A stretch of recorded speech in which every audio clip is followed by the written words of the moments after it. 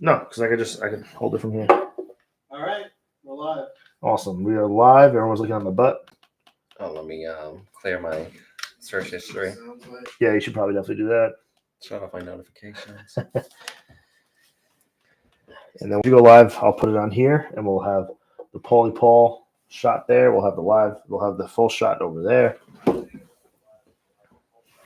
We're just gonna have to do without Wi-Fi, which will be choppy. No, that can't be without the Wi-Fi. Oh, here it is, Lambert. What's the best? Hold on, I can't say the password. Joe, I don't know why your camera Sharing the thing password. always does this. It flips. It flips for some reason, but that's fine. I'll just watch it like this, I guess. you can take it off the case. Here, just pop it off. And pop the pencil back. Or leave it off the side too. You can just move the case over. All right, we'll get it.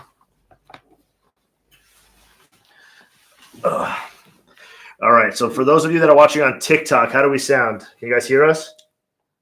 And double check Facebook. Guys, I'm connected to the Wi-Fi. You're connected to the Wi-Fi? Well, Joe, you're going to have to check YouTube because I obviously don't have a phone. It's live. Q&A. What should I title this Q&A? Okay. Katie always said they could hear us good. So the title, Richie's saying 5x5.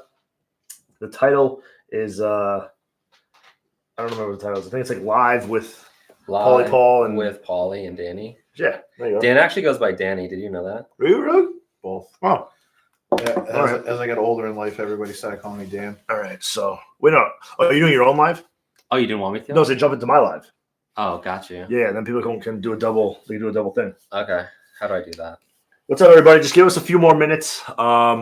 We're just getting a few tech things out of the way, and then we're gonna That's cool. get this going. Yeah, that's awesome. That's awesome. What's your name? Officer Glick? Something dumb like that. This guy, this character. Hold on. Officer Is Paulie going live? Paulie's gonna be going live, but with me, we're gonna share the live together. Oh, I just joined your live. So can you set my phone up? Yeah. So, all right. So did you request to join? Request. So you do that. Hold on to that for a second, and then I'm gonna go accept it. Don't worry. Once it starts, I'm going to get hyper serious. Good. All the I'm time. gonna accept your request. Have you ever seen me serious? Nope. Well, you're about to Okay. go live. Great. Now your volume's off, correct? Make sure your volume's off. We don't want to get bad feedback. Do we need my face in this? No, well, we're gonna push it back. This is gonna be over here. I muted myself, you mean, Yeah. right? So they Yeah. don't hear two people. Correct. Wait. Well, show. No, yeah, we want to show your face. We want to go. Boom. This Okay. looks so exciting. Paul, can you get some pictures of this? Yes, sir. You know what? Let's get. Uh-oh. What did I do? Take your case off.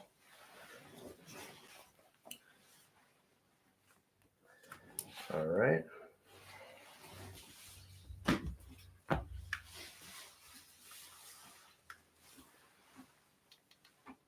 Okay. Look at this lighting, Dan. Great. Okay. I'm actually very excited. Good. You should be. It's gonna be fun. Dan, just thinking a few moments here, we're going to have permanent footage together that's never going to be erased. So anytime we're missing each other, All I'm thinking about right now is the car ride home. You know, make me sick again. Worst driver in the world. All right, hold on. that has never been in a crash. Yeah, I know why. You drive like grandma. Safety first. When I have passengers in my vehicles, I want to make sure. Is there a way to connect the mics to the phones? I don't. I'm not saying do that. I'm just saying, can you do that?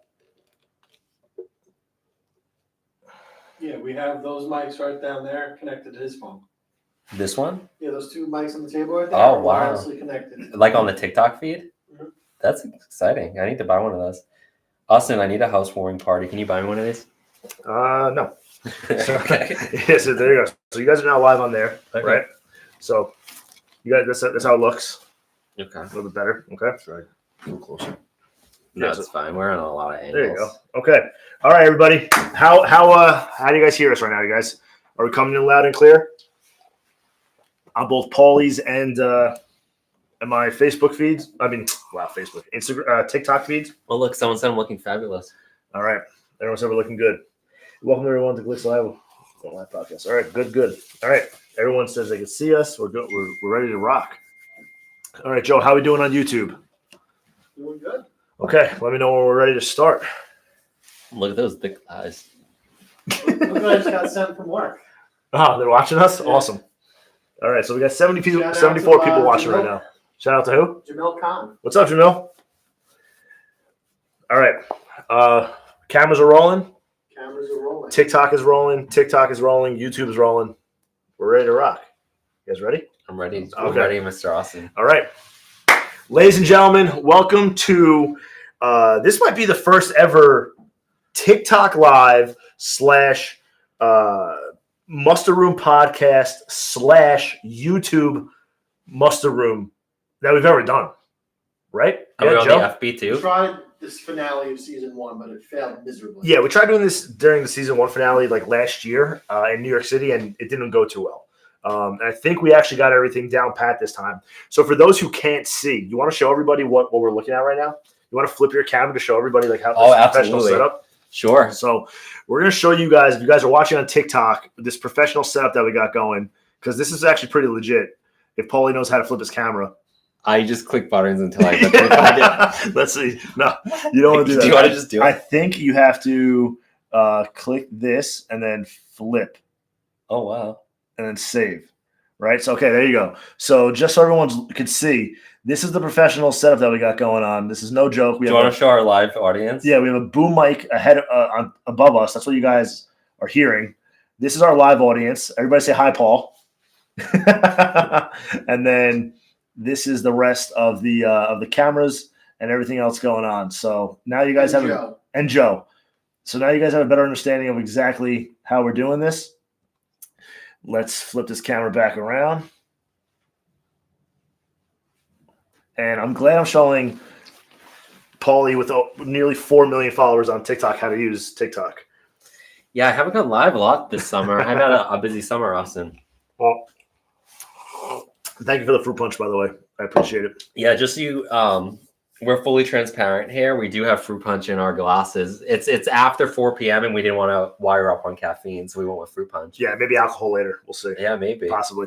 All right. So, again, everybody, welcome in. My name is Austin Glickman. For those of you who don't know, I am a New York City police officer.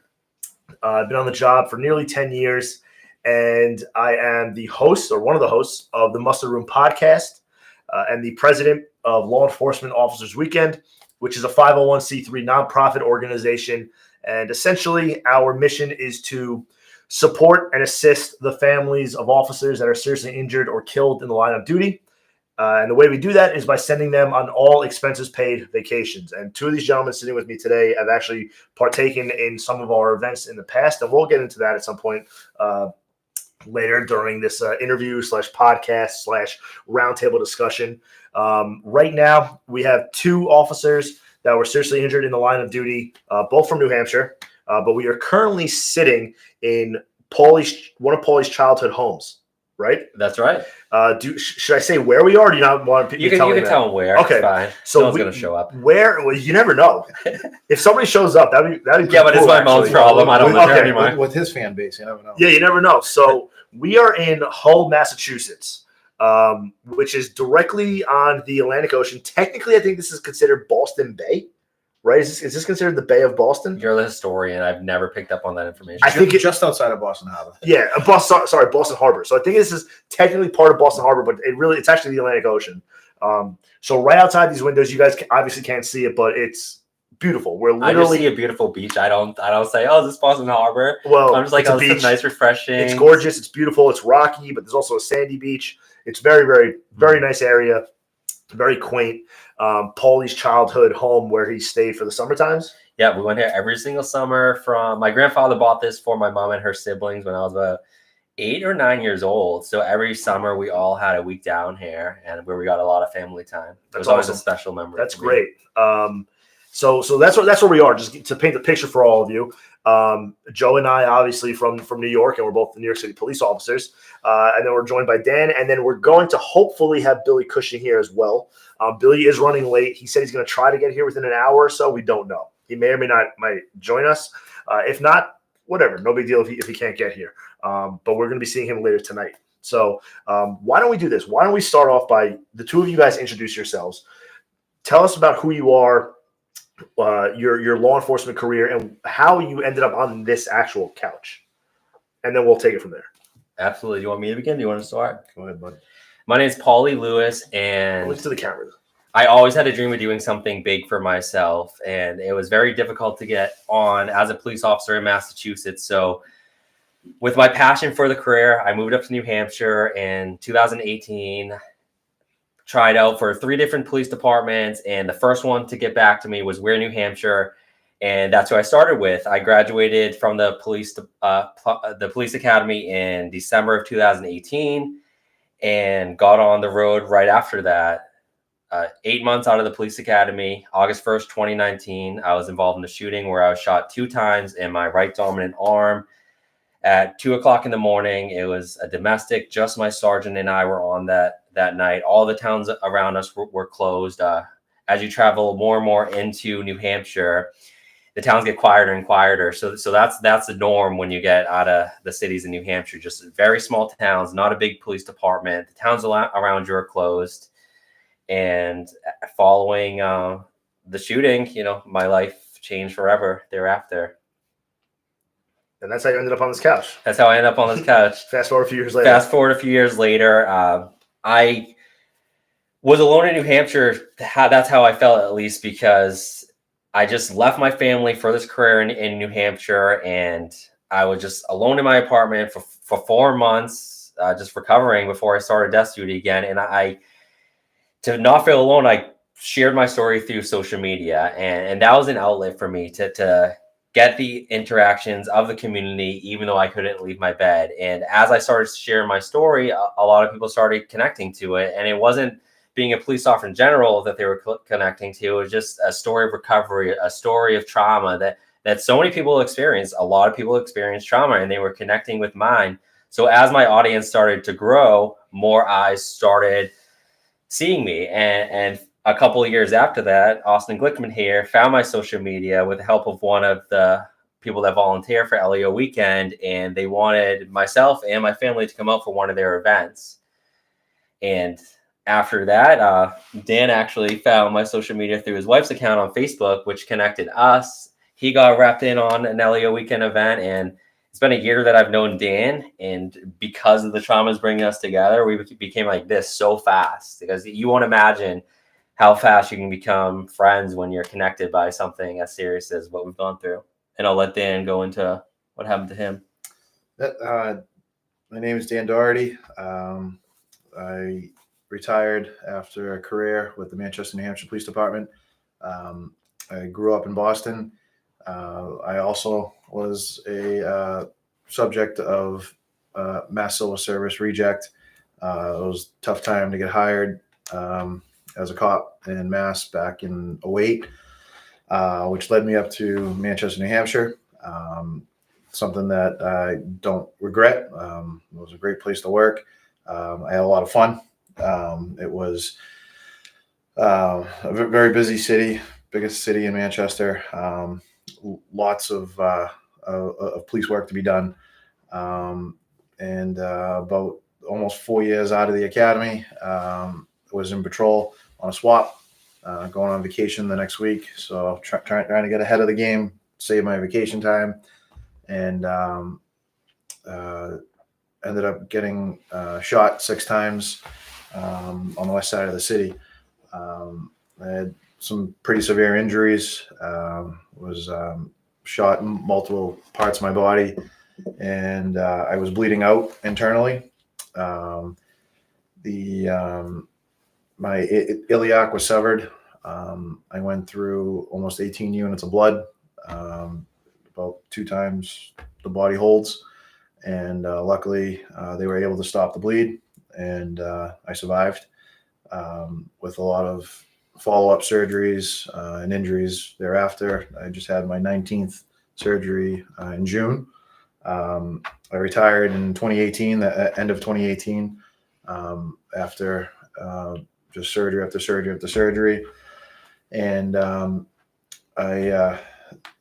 ride's been a roller coaster for sure. My career, ever since I was a little kid, I always wanted to be a cop, and there was nothing that was going to stand in my way of doing that.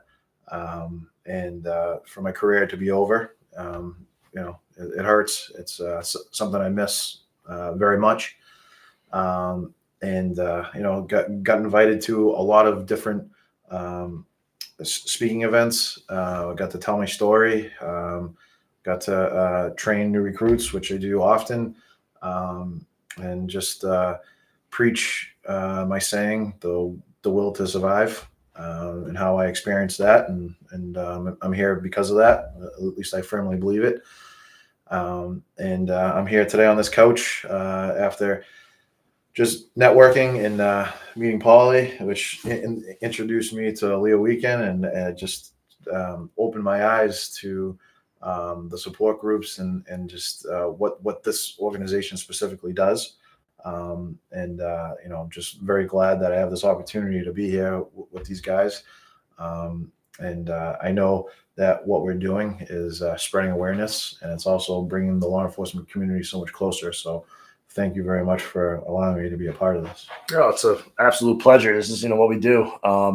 So this obviously is something new to us as well. This, what we're doing here today, right now. So what we're going to do is, there are a bunch of people watching on YouTube. There are a bunch of people watching on TikTok. And then obviously this will be broadcasted later on our podcast.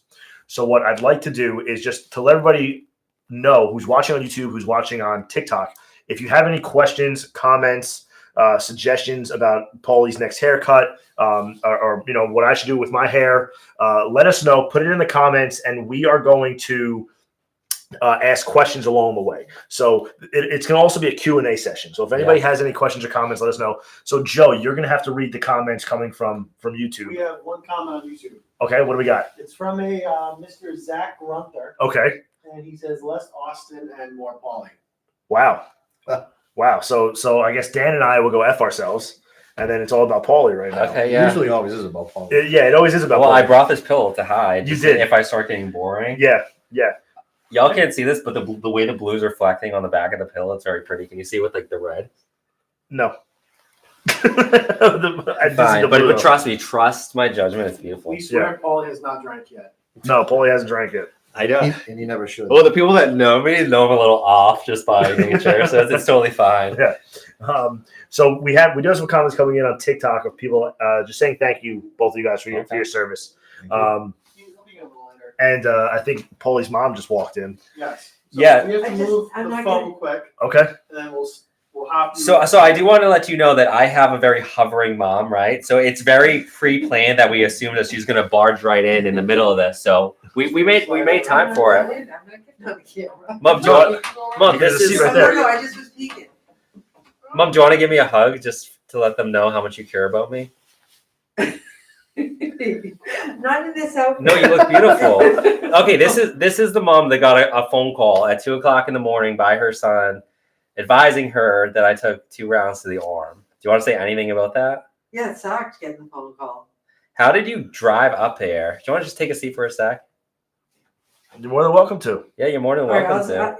okay. We love the rawness of this. Yeah. You can sit right there. All But right, I still want my get hug. Get up. Do you want to hug Dan too? He likes hugs. Yeah. No, get up for mom. Fine. I love you. So this is Mwah. Paulie's mom. Miss give me Lambert. a hug. We'll give him a hug. All right. So Miss Lambert, Tori said hi. Hi, Specifically Tori. to you. Tori's the one that sends you gifts all the time. From Really? New York, yeah. She came up for the Mets game. Oh, is that the one I sent the bracelet to? Yeah, she can hear you. So. Okay. No, I wait. sent you. You're live on TikTok right there. Well, they can't really see you too well. But if we move Paulie's thing, you can wait to everybody real Wait, quick. I don't really want you to see me. Well, just say hi. You come barging in. This is your punishment. Yeah, work all day. All right. Go ahead, keep it up with Paulie. Yeah, no, like tell us. I actually don't know the answer to this, and that's kind of why I asked not to put you on the spot. But what was that 45 minutes like driving from Dorchester to the hospital in Concord, New Hampshire after I I called was you? just Because numb. for me, it's just like I blacked out. I woke up in the hospital, It and there was you no, were. and it took. I felt like it took me 2 hours to get there. I can't believe you drove yourself. Like that's not easy. They did, the number one thing people say is like, don't drive yourself when you get news of trauma. And Well, I didn't want anybody to drive me. It was like, I'll drive you. I'm like, no, I'm going. So, myself. Cal, if you don't mind, walk us through the moment that you actually got that phone call. What were you doing? How to come in? Well, I was sleeping. The phone rang. I never have my phone on ringer, but I did. I looked down. I saw it was a New Hampshire number. Before I even picked it up, I said to myself, he got shot. I just knew. You do. I knew because nobody gets a 2:00 in the morning phone call from a 603 area code. Yeah. So I just knew. So I get up. And the only thing I think made me calm was Paulie's voice. He said, Mom. And he said, I'm fine. I'm alive. I'm okay. And I go, you got shot. He goes, yeah. And then what? What happens after that? Well, I just ran in, brushed my teeth. Bo said, I'll take you. I said, no, I want to go myself. And I jumped in the car and drove up there. And how long did it take you to get to the hospital? Don't know. You don't even remember. What was it like getting to the hospital? What did you see? What was the experience? Don't remember. You don't remember anything. it's like No. it's one. So big I got there and blackout. they said they would bring somebody down to bring me up. I'm like, why? I can go up myself. But Mhm. they said no. But I didn't really notice anything until I got up and the room was packed. I was gonna. So, do you remember seeing like a lot of cop cars outside, a lot of police officers, or that whole thing was just a blackout for It you? was just blank. Just blank. I just kind of went in there and walked up and went up to the room and saw him and went over and gave him a hug. It's weird though because like you lose so much time. Like you remember the big moments of the night, like when it happened. For me, the side of the road, then the ambulance, and then the hospital. And then I remember calling my mom, and then I remember she was just there. Like I don't remember the time at all in between. I think that we were staying in Dorchester at the time. And I think that when the police came here looking for me and I wasn't there, that would have been worse. Mhm. Like the fact that he made the phone call to me. And that's what they said. Like it was so hard to make. They're like, we'll call her, but you need to call her because she's gonna not want to hear from anybody else besides you. Well, to step in here, my parents were living in Boston, where I grew up, and they got the call from our desk sergeant, and simultaneously, a Boston cop was pulling up out front that my parents knew to tell them in person. And the plan was to wait for Mass State Police to come to bring my mom, brother, and dad up to the hospital. And my dad just flew out of the house, jumped in his car, and took off. Well, yeah, I think that's exactly you gotta go. Your instinct, yeah. As a Your parent, instinct yeah. is just to go. Like they said they would have driven me. I'm like, nobody's driving me. And my dad actually cooked his engine on the way up there, and he got intercepted as he was going over the border by a Manchester cruiser was going down to meet him. So they knew his car and they grabbed him. because there was an accident on 93 and it was shut down. Ooh. So there was no way he was getting through that. What time did yours have? About 6 o'clock in the evening. So there was actually camera footage of my mother and brother getting dropped off because my dad left without them.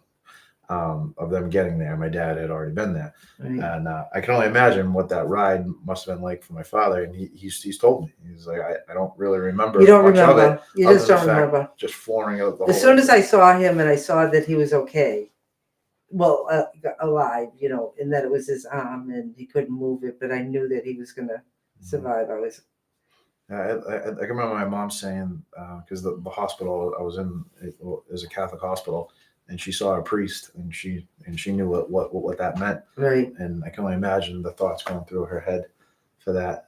So I mean, You know what? I do remember making a phone call to Danielle and Laura. I remember I talked to Danielle because they live in both my sisters live in New York. They moved there.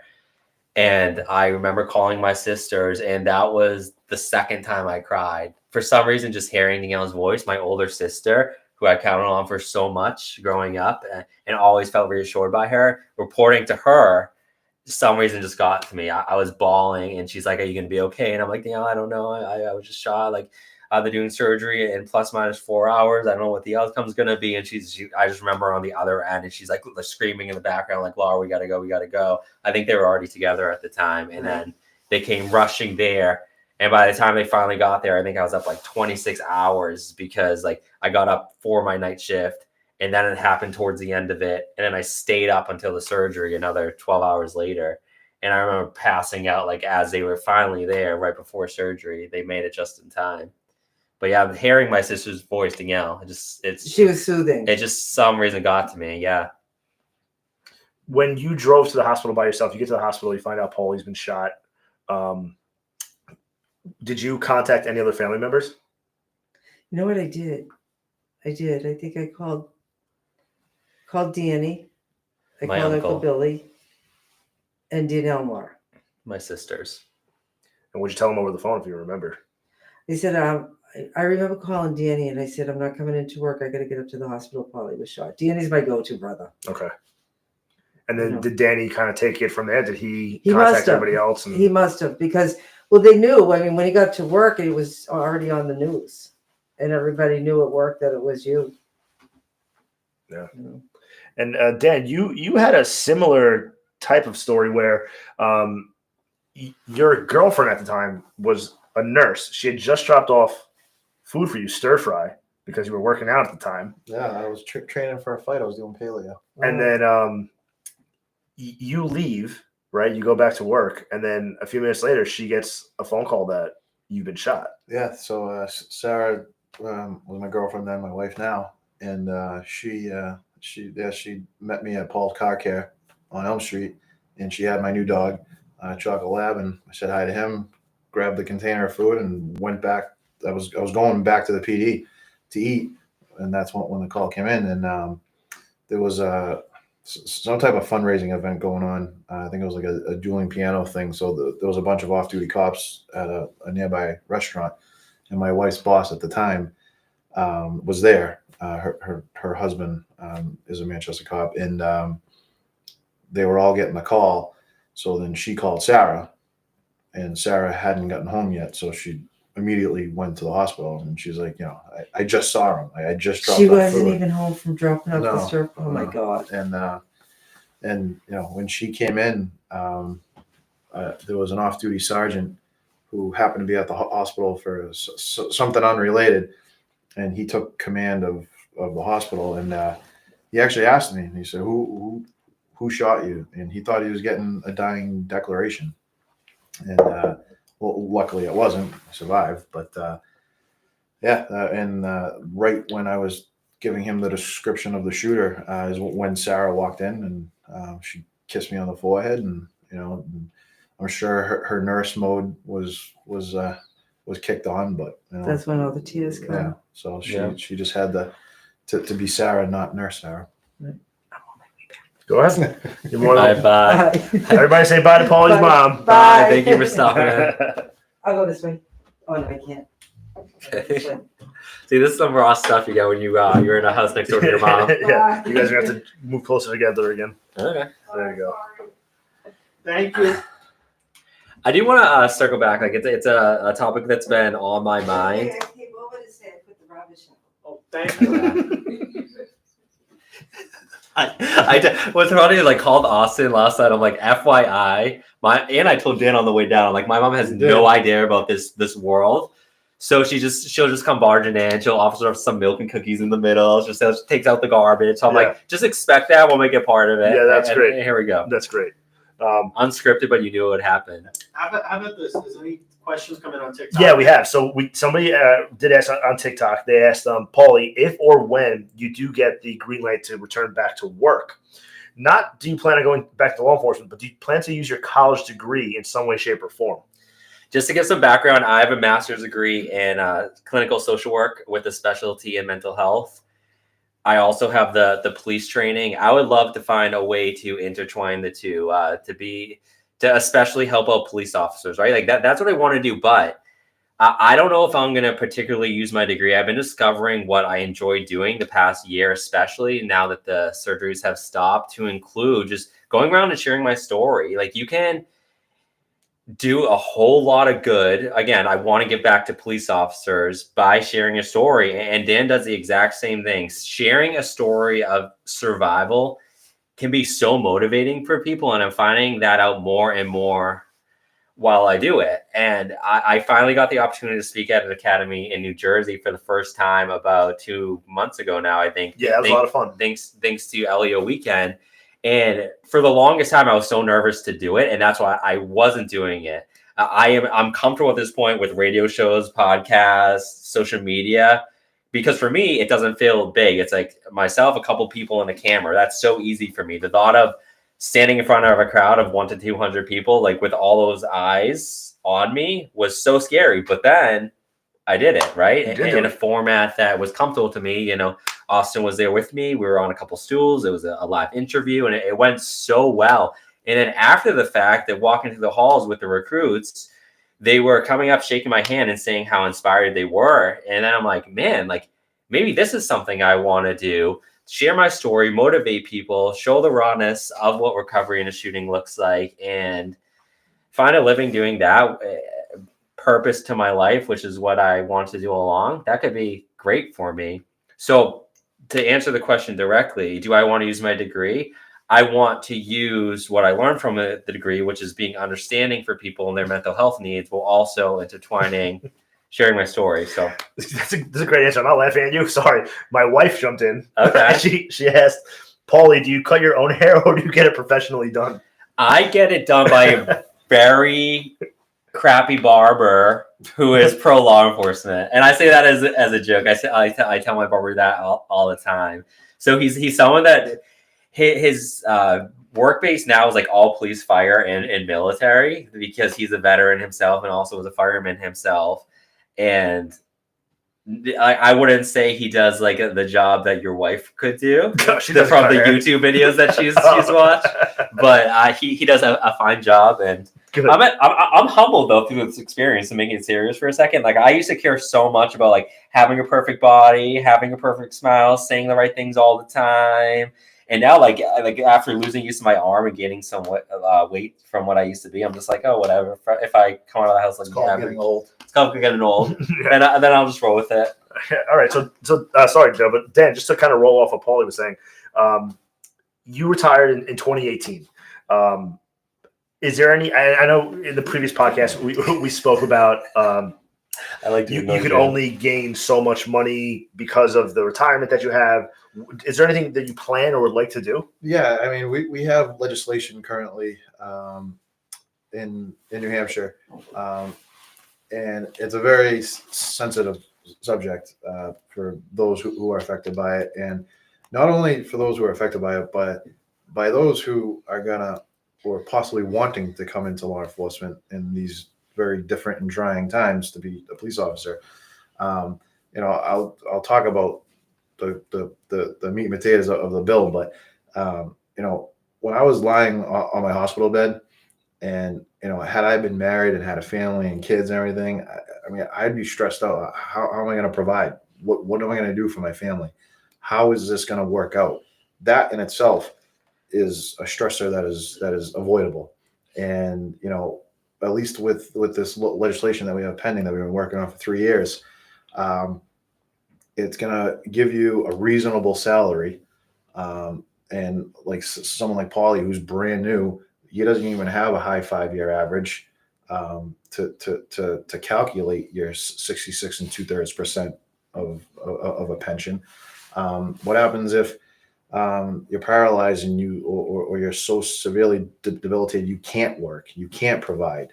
And what happens about the single guys like Paulie that doesn't have a spouse to have healthcare? What are you supposed to do? Your pension would get absorbed by the healthcare expense in itself. So there's a lot of barriers that people just don't understand until they experience it. And even trying to explain it to legislators, it's such a complex system that people just don't understand until you sit down and learn. And the last 3 years, a retired officer, Ken Chamberlain, who is devoted way too much time into this with no benefit for himself, has really been the backbone of this, and it's going to help people like me and Paulie. And to be honest with you, in New Hampshire, as far as we know, it would only benefit Paulie and I and maybe one other trooper, potentially. So, everybody keeps talking about the financial impact, the financial impact. Well, there really is a minimal financial impact.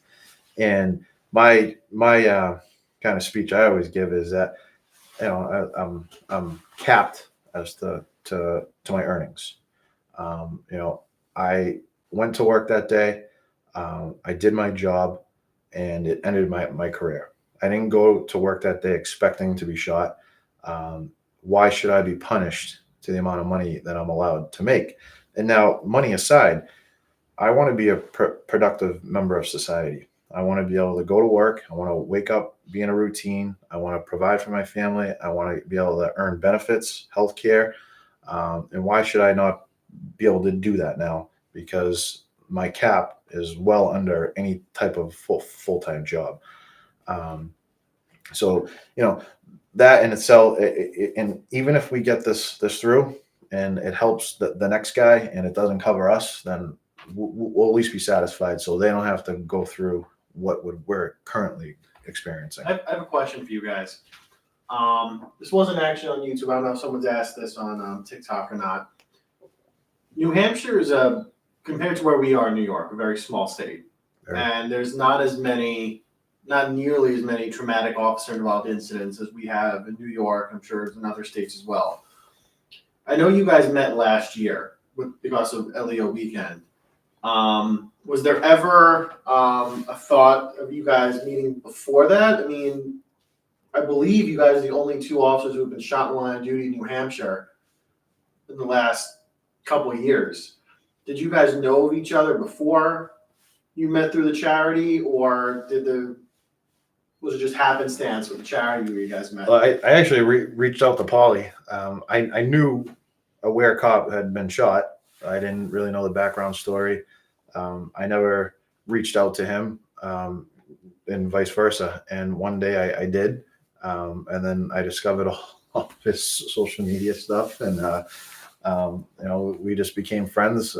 We're in each other's backyards. We should be able to experience the aftermath of the shootings together. Because there's no one else that understands the daily battles we have. My thing, especially now, is I think about like 200 officers a year get shot. Like, to answer your question, in New Hampshire, it's very rare. I appreciate letting things happen naturally. From my experience, officers that get shot in the line of duty can go two directions. They can be like me, who fully puts themselves out there because they get lonely and they feel like they need a lot of support from others. Or you can get into a bubble because now you have this trauma and these mental health issues and you have a lack of trust in anyone. So instead of forcing myself on anyone, I like that relationship to happen naturally. That's how I go about it. Dan reached out through his wife's Facebook last year. And as soon as he did, I was on him like a freaking magnet. Like, I didn't stop calling him. I call him like 6 times a day. In my mind, I'm like, oh, that's permission. Dan's ready to have that communication. I don't know if he was or wasn't before, but I knew he was at that point. And then I latched on. And then it was so natural, and our trauma just brought us together. We lived 10 minutes apart. We vacationed together at this point through LEO weekend. And it was a friendship that I couldn't even imagine having without now. And bringing up the whole legislation issue that you guys are both currently working on, if anyone's watching us on TikTok or on YouTube, and if they want to show support for the legislation you're trying to pass, maybe they live in New Hampshire, they want to support this and tell their representatives about this, what should they do? Exactly what you just said, is reach out to their representative and make them aware, because that's the problem that I think we're running into now, is the awareness. No one knows that this exists. I'll reiterate too. Like, I as a social media guy, I get a lot of comments like, "Homie set for life, 66 2/3%," and the officers that get injured in the line of duty are the ones that are new and on the road because they're the ones that are going to the calls instead of being, in the offices, right? So I was making $21.50 as an officer with 8 months on. I get shot in the line of duty. I'm forced to medically retire. What you get paid off of goes off your date of injury. So I was making 25 when I retired. At the time, I was making 21.50 an hour. So that's what it goes off of. So I get 66 2/3% of 21.50 an hour. That's $2,000 a month. That's $24,000 a year. I also don't get health insurance. So I have to take a portion of that $24,000 a year, a big portion, and pay to health insurance.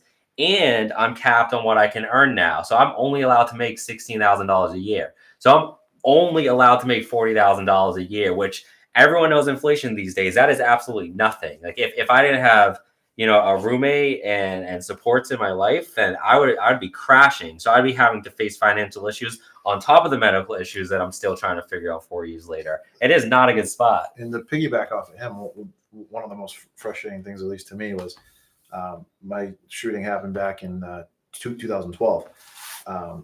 If I was still on the job and I had to go out for a surgery like I just did this past June, I'd actually go back while I was out recovering from that surgery. I'd actually go back to the rate of pay at the time of the injury, and that's 11 years ago. And at this point, I'd be maxed out in my base earnings, and I'd be going back to, a 4-year patrolman pay. And a lot of people don't know that, and unless you go through it, and obviously we're talking about the negative stuff, but there's a lot of good stuff too that has happened. Not to thrive on all the negative, but it's a good opportunity to spread awareness that it's behind the times, and to give a shout out to Mario Oliveira from Vippo. He's kind of the forefront of all this. He's a Somerville Mass cop. He had to retire. He got shot 6 times in his chest. Survived. He went back as well. Ended up having a heart attack after the fact. Retired, and his life is now spreading awareness to not only in New England. I think he's gone as far as Alaska and passed legislation out there. So all the stuff we're working on, Mario has definitely laid the foundation for us to build off of that. Well, that's great, and it's crazy that this legislation would only affect 3 officers that we're aware of. Yeah.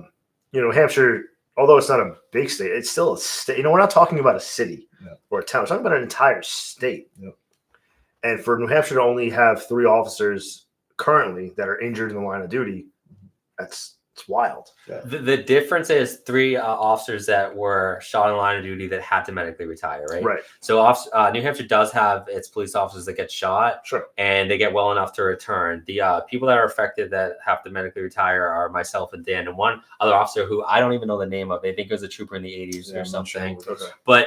And I think that's part of why it's a big issue. Like, out of the world of police that have been going on 100 years, 3 officers are affected. That's why the benefits are so crappy. You haven't had faces to be impacted by terrible benefits to then go and say, like, look, this sucks. We need to make change. And now that officers It's a recruitment tool. Yeah. So now there's Dan and I are both very vocal people and get very fiery. I think the right 2 have been chosen by a higher power to be like, look, these benefits suck. We need to make these change to help other officers in the future get better benefits if they're impacted in this way. Yeah, and just in my department alone in Manchester, about 3 years after my shooting, O'Connor and Hardy got shot. Hardy got shot in the face, and O'Connor got shot in the leg, and they went back to work. I think sometimes legislators think that people might take advantage of something like we're passing, but no one goes to work as a cop. They're putting on a bulletproof vest. They're putting on a gun belt. That's not normal to go to work. Most people don't go to work with a gun on their hip and a bulletproof vest, and they don't expect to go to work to get shot at. As a cop, we all know it's possible, but no one signs up for that. And Artie O'Connor went to work that day, and they got shot, and they went back to work. I got shot. I went back to work. I eventually had to retire, and who knows, the day may come for them that they have to. but hopefully this bill will be passed so they don't have to worry about the worries that we have. And I just think it's pretty, it should be standard practice. It doesn't matter if you're in New Hampshire, New York, Florida, Texas, wherever. You should be protected from any type of burden that an injury in the line of duty causes you. But yeah, I mean, you can talk days about this. yeah, I'm sure we can. Absolutely. So let's move in. What other questions have you had come in? Well, so I had Tori asked, how can we support violently injured police officers? It's a pretty open-ended question, but what can they do? What can the general public do to help you guys moving forward? I'd say is that, especially in today's world, how we're public enemy number one, to maybe not the silent majority, but to at least what we see in the media. We're human. We bleed the same color that everybody else bleeds. Just like every profession, there is some instances that happen that aren't ideal, but large in part, we're good people. We go through a process to be hired, which validates the fact that we're a good person. And we're here to help people and just to spread, the fact that we're human, we're good people, and we're not cops to hurt people and violate rights. And when stuff like that does happen, it's either a bad judgment call or it's bad training.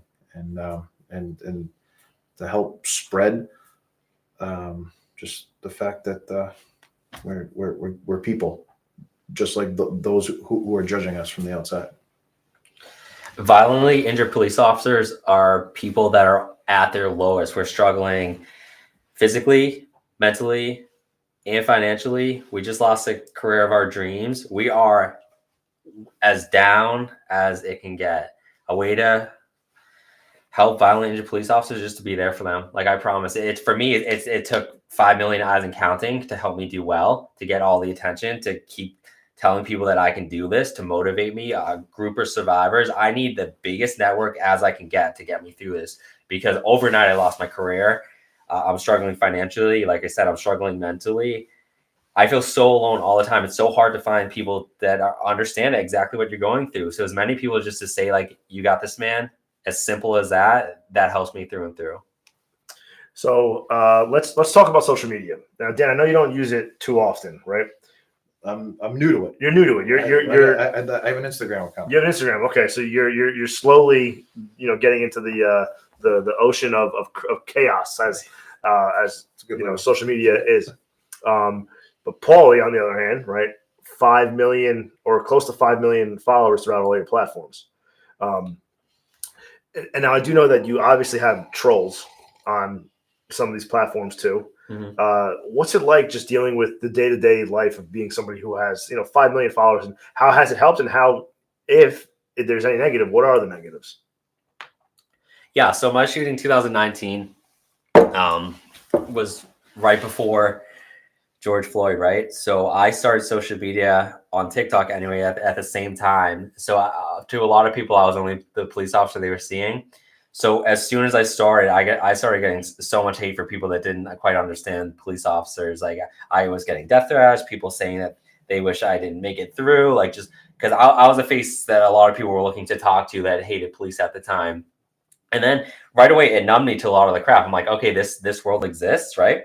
So then a lot of people, like as they start growing, then they start getting those eyes of that negative attention, and then they're unable to count it out, and it affects them. But I got it like right off the bat. So I'm like, okay, I got used to it. And now where I'm going with this is I only see the benefits of it. I see people shaking my hands in public. I see people reaching out for podcasts. I see nonprofits asking me to help out their community of other violently injured police officers. And I, through social media, created this bubble of survivors that have been creating an energy for me and them to grow and get through this together. So social media for me, the benefits of it has been what kept me alive through my recovery. Can I speak on that first? Yeah, absolutely. Go ahead. To be quite honest with you, I never put myself out there. I was in a bubble. Even after the shooting, I was invited to speak at some various events, but and academy classes and so forth, but nothing, far and few between. And social media introduced me to Paulie, which has introduced me to this. And I now have connected with multiple officers who have been shot in the line of duty or seriously injured. And up until maybe last year, I was in that bubble where I was kind of my own thing. I was my own, and I now know that there's a lot of others out there that I can connect to tomorrow or today or whenever. And if I'm having a bad day, reach out. So it's opened my experience from a line of duty shooting survivor in a big way. I would have never have had that without social media. I want to say again, when you get shot, you lose trust in the world in a split second. Someone literally just had a gun pointed at you and tried to kill you. So why would you put yourself out there and trust the world and trust those eyes on you? You are so overwhelmed and so heightened. Every noise that you're suspicious of, you think is a gun coming at you. That's what post-traumatic stress does to you. So it's so easy to get locked up in that bubble. But if you start to gain trust over time and put yourself out there, you'll also find so many benefits coming to you. And those other injured officers that find you from putting yourself out there are the ones that are going to motivate you to get through whatever you need to. So I know your recovery process and dealing with what is it called, sensory therapy? I just do exposure therapy. So I haven't done it in quite some time, but I probably should get back to it. So I started exposure therapy, which is exposing yourself to similar situations to help you work through them as they come up. And I was doing it because I originally had a plan to go back to being a police officer, which as soon as I was told I couldn't, I slowed down on exposure therapy, and I started doing other things like reaching out to nonprofits and doing peer groups, which we can get into that too, because it's pretty cool. Dan showed me a local peer group, but I simmered down on exposure therapy. But I do want to talk about mental health, because by all means, it is so important. And as I'm venturing more out in the world, I'm discovering the more I'm impacted in the mental health side of things a lot. For instance, after one of the peer groups, we were in going out to eat, and after the restaurant closed at 9:30 p.m., we were all in the parking lot, and I was with two close friends from the peer group, and all of a sudden, this car pulls into the empty parking lot and starts slowly moving by us, and unconsciously, I take cover behind a car, and I didn't even realize I did it. But then one of the guys from peer groups were like, hey man, who also struggles from post-traumatic stress, so like, hey man, nice situational awareness, nice tactical cover. And I'm like, oh man, I didn't even know I'm taking cover behind a car right now, but I guess I am. And then the car went by. They didn't shoot at us like my mind thought they would for a second. And it's just any ounce of suspicion, my mind jumps to this could be a gunfight, and how do I keep myself safe? And that's just the way it is now. And at times that can jam you up, but also it helps me feel safe while I unravel what's going on and understand that state of hypervigilance that cops are known to have. Mm-hmm. I recently came to the conclusion that my state of hypervigilance has decreased significantly. There are things that I would do or see or key into or lock into that I see during now. Yeah. Not leading up to. I'm behind the 8 ball.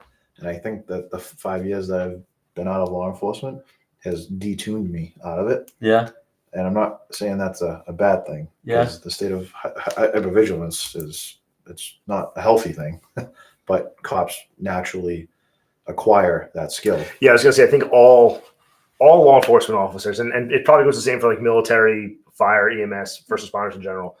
I think most of us are naturally born with a hypersense of vigilance compared to the general public. I think it's just it's almost ingrained in us naturally. Yeah. I think that's one of the reasons why some of us want to become police officers in the first place, is because all the time, when I go to the mall, as an example, my wife says that I always look standoffish when I'm in a public place. My arms are crossed. I'm always looking around. And I think I like having, I like people watching. And I'm not even doing it as a police officer. I'm not looking at people's waistbands. I just like to people watch to see what other people are doing. And I think that's one of the reasons why I became a police officer to begin with. Now we fast forward to the two of you guys who also have hypervigilance, just probably in general. Now you guys get shot in the line of duty. Paulie obviously just explained, his day-to-day life still dealing with PTSD from the incident. You, on the other hand, you're saying that you don't really have that over the past 5 years. It's kind of subsided. Is that what you're? Yeah. I mean, my PTSD definitely is more geared towards the fact that I'm not a cop anymore. Not the fact that I was shot. You know, I'm happy. I'm 6 feet above the ground because the alternative was much worse than it is, and I guess just making a bad situation a positive, just being alive. I have a question for you, Dan. Yeah. Your wife now, your girlfriend that was with you for the entire time. Mhm. Did she ever talk to you about how maybe changes that happened to you after the incident and maybe she's seen since? Have you ever talked to her about that, or has she ever brought up to you stuff that she's noticed about changes that you might not have even realized? Oh yeah, I mean, we've had multiple conversations regarding, you know, how easily I would get annoyed or frustrated, or, you know, I think I think my frustration has increased dramatically, and you know, I think her way of showing concern is just by literally just asking, you know, why are you so frustrated? Like, what's going on? You know, and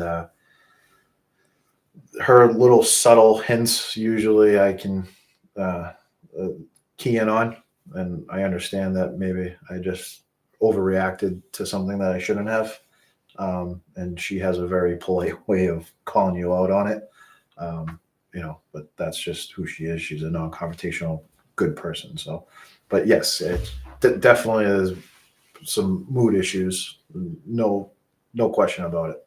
How about like loud noises, fireworks, anything like that? Does anything like that trigger you? Yeah, I definitely jump. I don't know if I feel like I've always been a little jumpy around loud noises, but it 100% much worse than it once was. And just the curiosity of what it was is I need to know what it was before I can think it's not a threat anymore. Have you tried any of the therapy that Paulie was talking about previously? Exposure? No. No. And I never even heard of that until he talked about it. And when I was kind of thinking about how that would benefit me, I was like, well, I guess I already did my exposure therapy because I went back. You went back to work, right? Yeah. Yeah. And, you know, just what about the scene? Have you ever gone back to the scene? Yeah. And in fact, I've worked that route after the fact in an overtime shift and been on a call right there. You know, it's I don't know, I guess I look at it and I'm like, well, I'm in a far better place now than I was back then, you know, and Right. I just think positive about it. And don't get me wrong, I don't want to be there. If I can avoid it, I will. But yeah, it's a scary scene. I mean, my blood was on that sidewalk. It's interesting. Your mind and your body reacts before you can convince yourself that you're safe. I remember this 4th of July, 2023, I was driving to Billy Cushing's house because we were going to have a gathering there. And I was in the middle of Quincy, Massachusetts.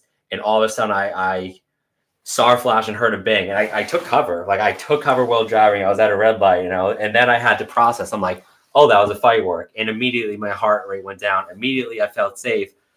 But in that half a second before I processed, I thought a gunshot was going off in my face. I saw the flash just like I did at the shooting, and I heard the noise just as I did at the shooting. And until you convince yourself, you just react and you think you go back to your trauma, and your body reacts before you can convince yourself otherwise.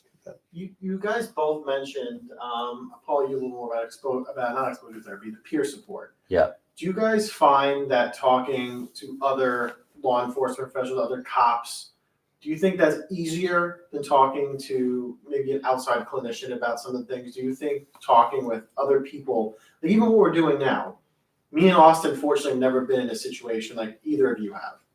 But do you find that talking to people who kind of understand, who have been in the law enforcement profession, do you find that easier, and does that help you?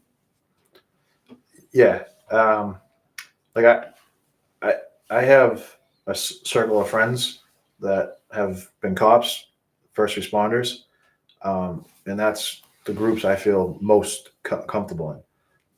Like, just for example, in my neighborhood, pretty close neighborhood, everybody knows everybody, and there's a lot of gatherings. And it's not that I don't like my neighbors; they're really good people, really nice people. It's just it's not a first responder gathering, And I for whatever reason, I feel more comfortable because I can relate to those people and they can relate to me. For the last 15 years of my life has been law enforcement, and that's my way of life. I noticed I was only on 8 months. I did experience my trauma. When you tell people in the community what you experience and what you're going through, it's damaging to them because they're so shocked. All people in the community see is like cops dancing on TikTok or the silly stuff, right? They're not exposed to all the traumas. So I found myself every time I explained my experience to someone that just doesn't know the world of police, it's damaging to them. And I have to coddle them and instead of being the one that's coddled. Not that I'm looking for that, but it's just a lot of extra work telling and sharing your experiences with people that just are so shocked by it and don't quite get it. I think when we all go through the academy, my dad was a police officer. My dad was a detective. And I remember him telling me when I went to the academy, he's like, when you go through the academy and you become a cop, you're going to more so hang out with cop friends. Yeah. And I'm like, no, all my friends from high school and college, I'm still going to be boys with them. And yes, I'm still great friends with all of them. But there's certain things that you just can't relate to them on a lot of different levels. I know, like when they talk about, man, this weekend's gonna be great. This 3-day weekend, the holiday weekend. I'm like, what do you mean? I'm working the entire weekend. Like, you don't get the day off. Like, there's just certain things that people who aren't in law enforcement and aren't first responders don't get. I think that's why cops, I mean, as you know, are attracted to nurses a lot of times. Like the same schedules. Yeah. But do you think that being a cop and having that family has helped you now? Yeah, and I'll talk about the word camaraderie, and I think camaraderie is it's very broad in the first responder world because all the locker room antics and the roll call antics and the shitting on each other and making fun of each other. And, I mean, I guess at the end of the day, yeah, you might be being mean to each other, but that's what we do. And when we're in roll call and we're joking about the homicide last night, in our sick and twisted ways. I mean, that's how we find that gallows humor. Yeah, that's how we deal with it. You know what I mean? It's just and I can't go do that with a civilian. Like No, I agree 100%. And a lot of times, especially being in the public facing side of the organization that we run. Even Joe or Zach, they'll have to say to me a lot of times, hey, remember, this isn't a room full of cops. Like no cop talk. The humor that we use, the dark humor, the way we talk to one another, the way that we joke around with one another, when you're looking from the outside in, a lot of times they don't get it. Or they think that we're being immature. They think that we're being inappropriate or unprofessional. And yeah, maybe sometimes we are, right? But until they walk a day in our shoes, they'll never understand. Right. So, you go to a restaurant. Where do you sit? Yeah, you're sitting so you can see the door. Right. I'm assuming you probably do the same Absolutely. thing. Joe, you do the same thing, right? We always have our backs, to a wall, right? We're always looking out the window. We're always looking at the door. And, my wife knows this. My friends know this. Typically when we go to a restaurant, although I tend to, same thing, hang out with all first responders, one of us, at least, who's a law enforcement officer, is going to be facing, the door. So God forbid something were to happen, we're ready to go.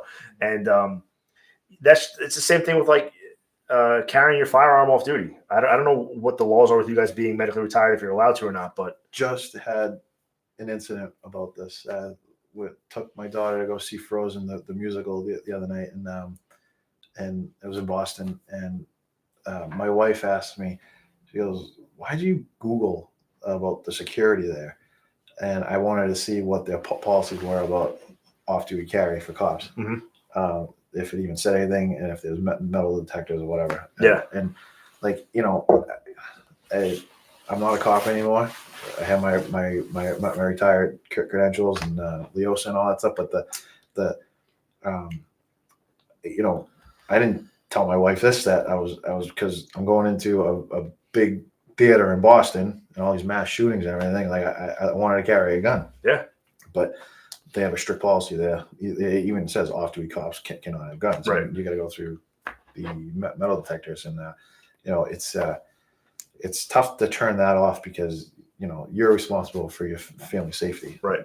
And I'm going into this big theater, and God only knows if that security guard's doing his job and who sneaks what in. Yeah. And Paul, what about you? Do you off-duty carry? I don't actually. Are you allowed to? And yes, but it's a complicated question, more so you think. There's another one that can go both ways. And I actually talked to a couple other medically retired officers, both as two have been in shootings. And it's like when you carry, you're forced in that space to like be even more hypervigilant because you feel like you need to protect the environment that you're in. But when you don't, it's less pressure. And I'm at a place right now where I'm still working through everything. It just feels like I need that pressure off. Right. No, I mean, it's a good answer. I was just curious, honestly. But I know Joe and I carry a lot, especially. It's weird to not have it on. Yeah, especially New York City, right? Like there's always something going on in New York City. And I have my gun on me right now, just in case one of you guys try to pop off and do something stupid. Yeah. No, I'm kidding. Well, I have my protection shield. Yeah. If it makes you feel any better, we'll both probably miss. Yeah. We didn't hit our guys. Yeah, that's funny. But what actually, circling back though, like when I'm at a restaurant with 5 other police officers, right? And we have a discussion like who wants to look at the door because it's such a big thing. Because when you're not, you trust your friend group, you trust other police officers, but your trust is in the people that are watching the door. So we'll take turns. Who wants the door? He pulls it out. There you go. Oh, all right. Sorry about Okay. that. Sorry, Justin. Yeah, continue on. Yeah. So we'll go to a restaurant and your live was paused on this phone here. Yeah, it'll come right back. Okay, yeah. So we'll go to a restaurant. There'll be like 5 of us, all police officers, and we'll have a discussion because it's that big of a deal. Who can sit in the spot where the eyes are on the door? Because then your trust fully relies in your guys and your homies to make sure their eyes are on it. Well, he's definitely not the guy because if he sees a butterfly, he gets distracted. Yeah, I do get distracted. Yeah, like I went to tell the story twice. I'm like, okay, your live's paused. Let me talk about that. And yeah, I do get distracted. Yeah, that's okay. See, it's okay, Dan. So what I want to do now is I want to take the time to allow people to ask questions on whether it be TikTok or YouTube. There is obviously a delay. It'll take like a minute or so for them to ask questions. So what I want to do is in the meantime, let's talk about Leo Weekend. So for those that are watching on TikTok and for those that are watching on YouTube, if you have any questions, comments, put it in the comment section now, and we will get to it. Joe and I will go back and we will look. Did you share this live in the Leo Weekend Facebook page? I shared it on the muster room. Yeah. It's Did you put the link on? yes, there? I did. Yep. I don't know why it's still saying my live's paused because it's not. I told you. But I'm seeing it. It's not paused on either of these. So for some reason, yours is showing that it's still paused. So let's do one thing real quick. Let's back you out. We're gonna back Paulie out of the live real quick, and then we're gonna jump right back in, and then we're gonna take some questions from our viewers. Request. Okay, let's do that. Are you gonna accept me? I'm gonna accept you. Unfortunately, Where are you going? I'm gonna accept you on here. And accept. Do you get distracted by the delay? The delay's not too far. I had to put the camera on and mic off. Put the camera on you.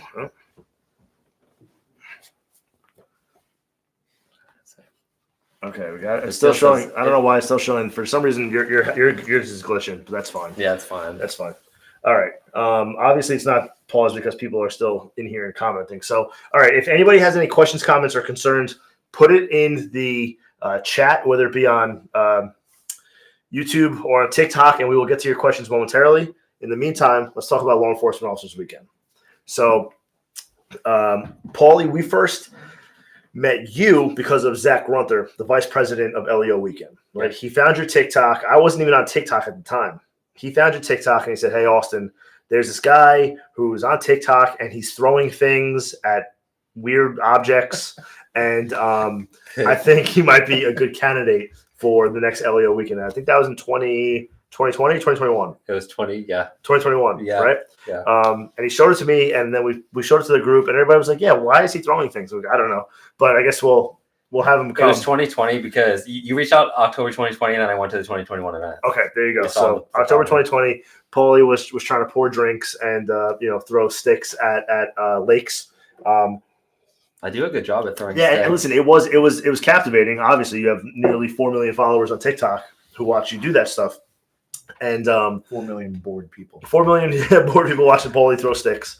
And then recently a volleyball. You hit a volleyball and you got I almost got it. 3 million views on that video. Yeah, I got alone. it over the net. and Congratulations. Very Thank proud of you. you to do that. So we had Paulie come to the Long Beach event in 2021. And he actually got to throw the opening pitch at City Field at the Mets game. Yeah. And it was him and four other cops that were seriously injured in the line of duty. And they all threw out the first pitch. The place went wild. It was awesome. We had a great time. And then that was the first time that I was with Paulie when he actually got recognized by a little kid that after the game was over came up to you. But there were people in our group that obviously recognized you. But it was the first time like a random person came up to Paulie, and I was like, wow, he's like, I like to bust his chops. He busts my chops a lot, and I bust his chops a lot.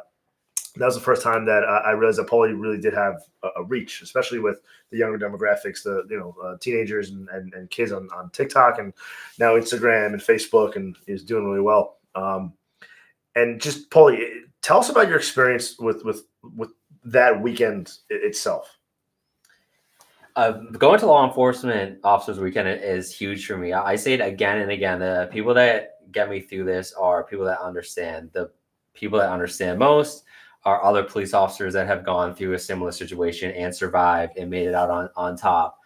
I am very easily someone that can like be down in the dumps if I don't have a support system. I do have a support system, so I don't quite get down all the time now. I see people like Dan who have gone through 19 surgeries. I see people who have lost a leg who go back to work. These are the guys that motivate me. If I sit back and I'm like, oh man, I'm on my 5th surgery. Oh man, I can't use my arm. Oh man, I can't write anymore. And then I'm like, okay, well, these guys are going through something and they're killing it. Billy Cushing, to name another guy who is literally freaking a machine, right? I'm like, man, if these guys can do it, I can do it. So getting the opportunity to go on law enforcement officer weekend and make a family out of people that have gone through something similar and are doing well after, that is beyond words for me. Dan? Yeah, I'm obviously, it's for from what you know of me, you probably know that I'm a big law enforcement family type of guy, and having been in, I know there's several agencies that make up your foundation, but the crux of it, NYPD, the biggest police agency in the world, reaches out to little old New Hampshire, and little old wherever else in America, and you bring us into your family, and we get to experience law enforcement. We hear all these stories about NYPD and how big they are and all the resources, and we get brought into that family, and not only get brought in, but feel like we're a part of it. And not that, oh, I'm an NYPD cop and you're in little old New Hampshire, I'm better than you. There's nothing like that. It's what can we do to help make your life better? What can we do to help your career? What can we do to help your family? And even fallen officers' families, what you do for them. But like for me specifically, bringing us into that network and that family, and bringing my family there, just to experience what you guys had to offer. We were just talking about earlier, we did more in one day than a tourist can do in a week. Just bringing us to all those great places. For me personally, my biggest takeaway, other than the obvious stuff, but was the police boat. I mean, that thing was freaking amazing. Like I could have lived on that. I mean, that was great. And just bringing cops together that have been through hopefully the worst times of their life, and spinning it into a positive and just networking. I can't talk enough about the weekend, and anybody who is chosen in the future. I mean, it's simply put a privilege, and everybody who puts on a uniform deserves it. But unfortunately, that's not what it's meant to be. But I think I speak for the whole organization when I say we wish we could give this to every officer that deserves it. We hope to be in a position where we can do that one day. And at the end of the day, we hope that we're never needed again at some point. Hopefully we're never needed at some point. Unfortunately, that'll probably never happen. But one of the things that I love that we do, that is one of the things that keeps me in this organization, we don't reach out right when something happens. You'll get a call from us a year, 2, 3, 4, almost a decade after an incident. We've found that a lot of times people get tons of support when something happens. For the first couple weeks, couple months, everyone's there. We want to be there to show people that the law enforcement family doesn't stop a couple months after an incident. Like, we're there for you for the length of it. What did it mean to you guys to be reached out to so long after, especially in your case, Dan, almost a decade after your incident? What did that mean to you to know that people were still thinking about you like that? It revitalized my my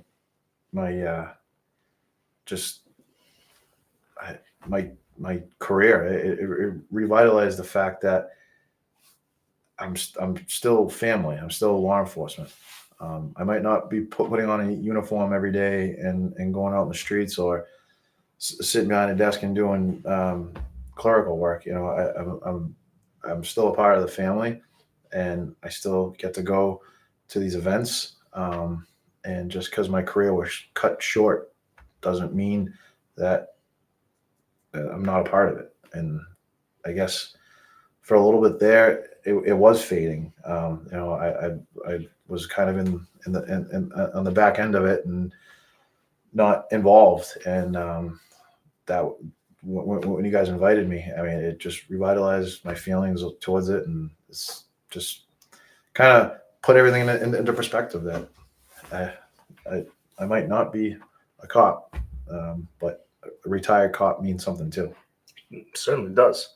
It does 100%. And I think that helps us bring us into the next topic of discussion, which is, what's next for LEO weekend as a whole, right? So everyone's probably heard us talk about it over the past few weeks. We have a cruise coming up next week. Obviously, that's already booked. Nobody else can come on that boat. However, October 11th to the 14th of 2024. So for everybody that's watching on TikTok and all the other social media platforms and listening to this podcast when it gets released, October 11th to the 14th, 2024. So a little less than a year from now, LEO weekend, Law Enforcement Officers Weekend, will be hosting our second annual cruise to the Bahamas. And it's open to not just officers who've been seriously injured or to the families of those officers that were killed, but to the general public.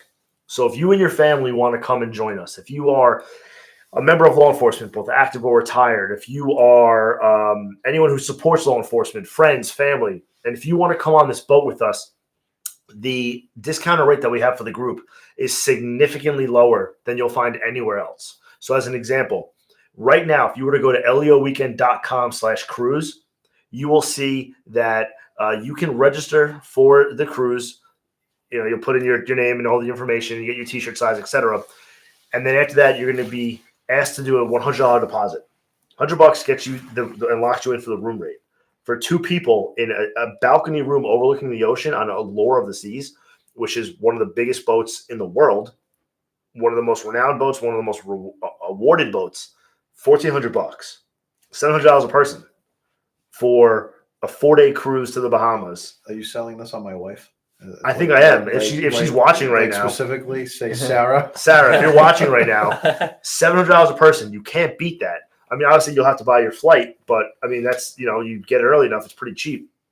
And then if you want the drink package and the internet package, I mean, we're talking, you could do a phenomenal vacation with you, your friends, and your family, while also being surrounded by all these other people that you already know. You're going to have a great time for like less than $900 a person. How do you beat that? Yeah. You can't. I highly recommend everyone comes. So if you go to leoweekend.com, leoweekend.com/cruise, all the information's there. Go and register.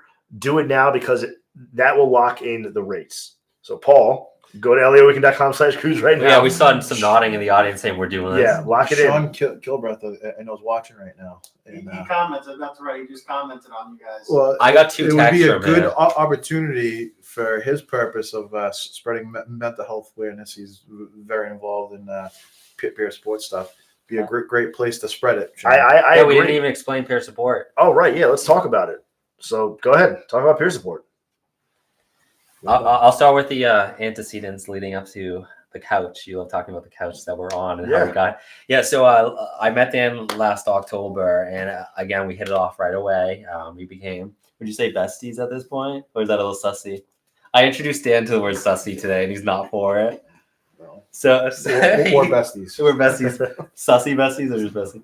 Okay, so he told me that one of his good friends who he worked in Manchester with joined this peer support team ran by Sean Kilbreth, who I'll name. He's very open to being named. And it's essentially, we call it a badge meeting. It's with all police, veterans, firemen. As long as you wear a uniform. As long as you wore a uniform, it's now extended to even nurses, all of it, EMS, dispatch. As long as you wore a uniform, you can attend. Dan told me about it. And again, building as large of a family as I can to get me through the hard times is huge to me.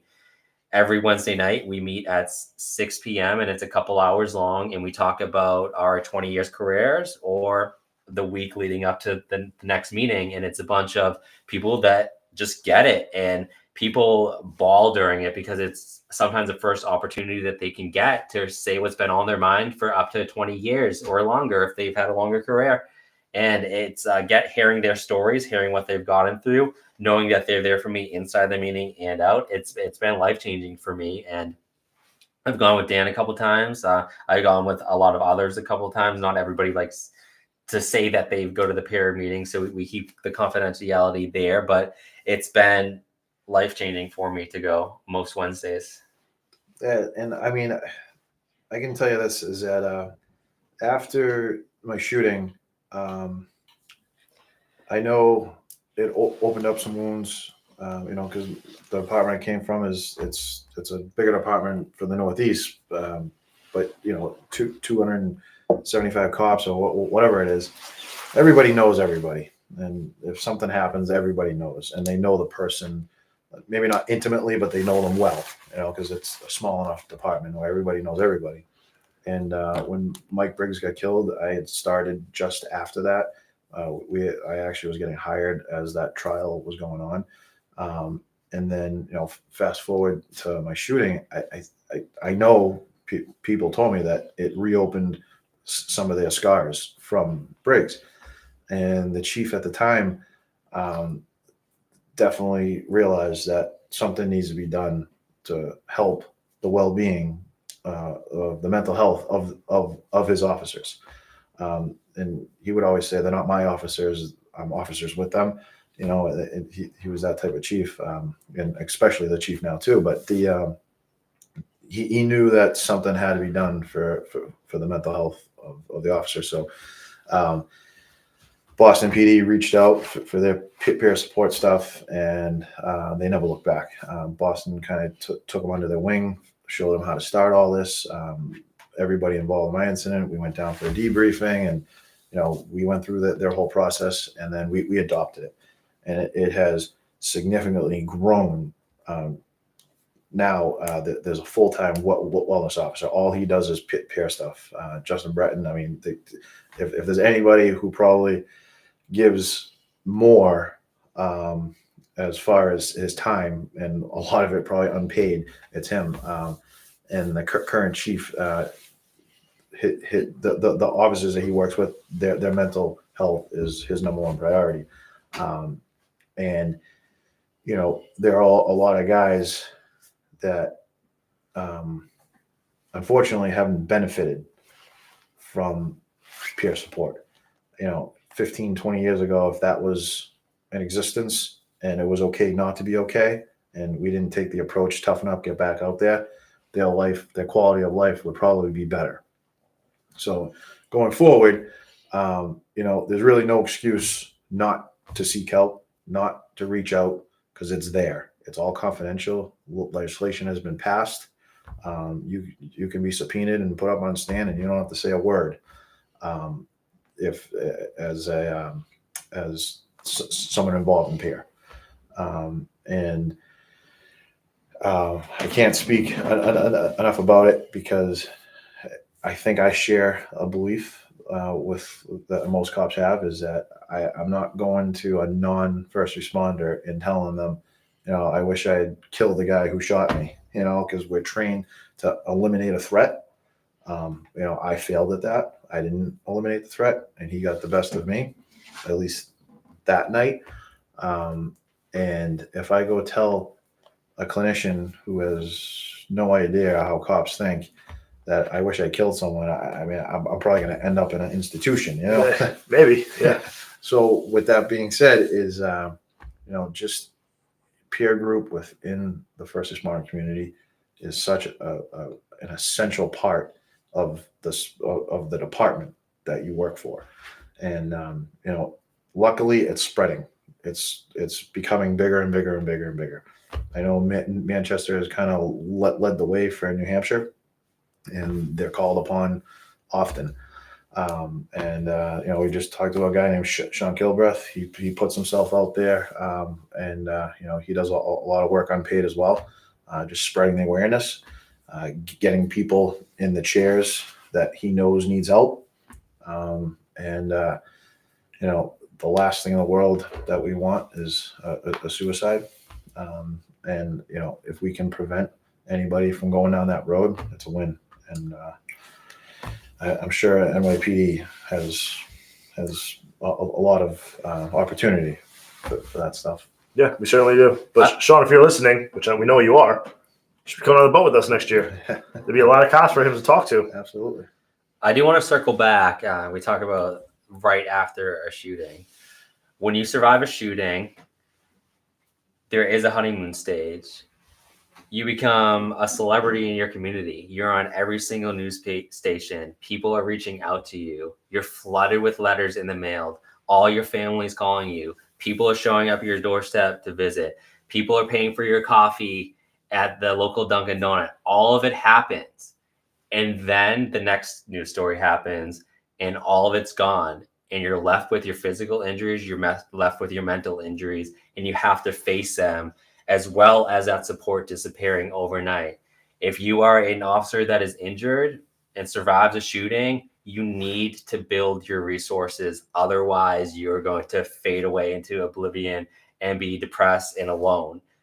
Find peer support groups, find nonprofits, find other survivors, because they are who you are going to depend on when things get difficult and you're faced with your problems. So You want to start sliding in some of the TikTok questions that people submitted? yeah, that was great. That was something great to say. So Nana asked to both of you guys, what do you miss the most in regards to? Well, she said, what do you miss the most of not being in the career of a police? So she's trying to say is, what do you miss the most about being a police officer? The camaraderie, going to work with my friends, and hot calls, going through doors with guys I know that are gonna put their life before mine. Just in general camaraderie, I miss that a lot. Just the ability to know that every day that you're working, you have the opportunity to do something good for your community.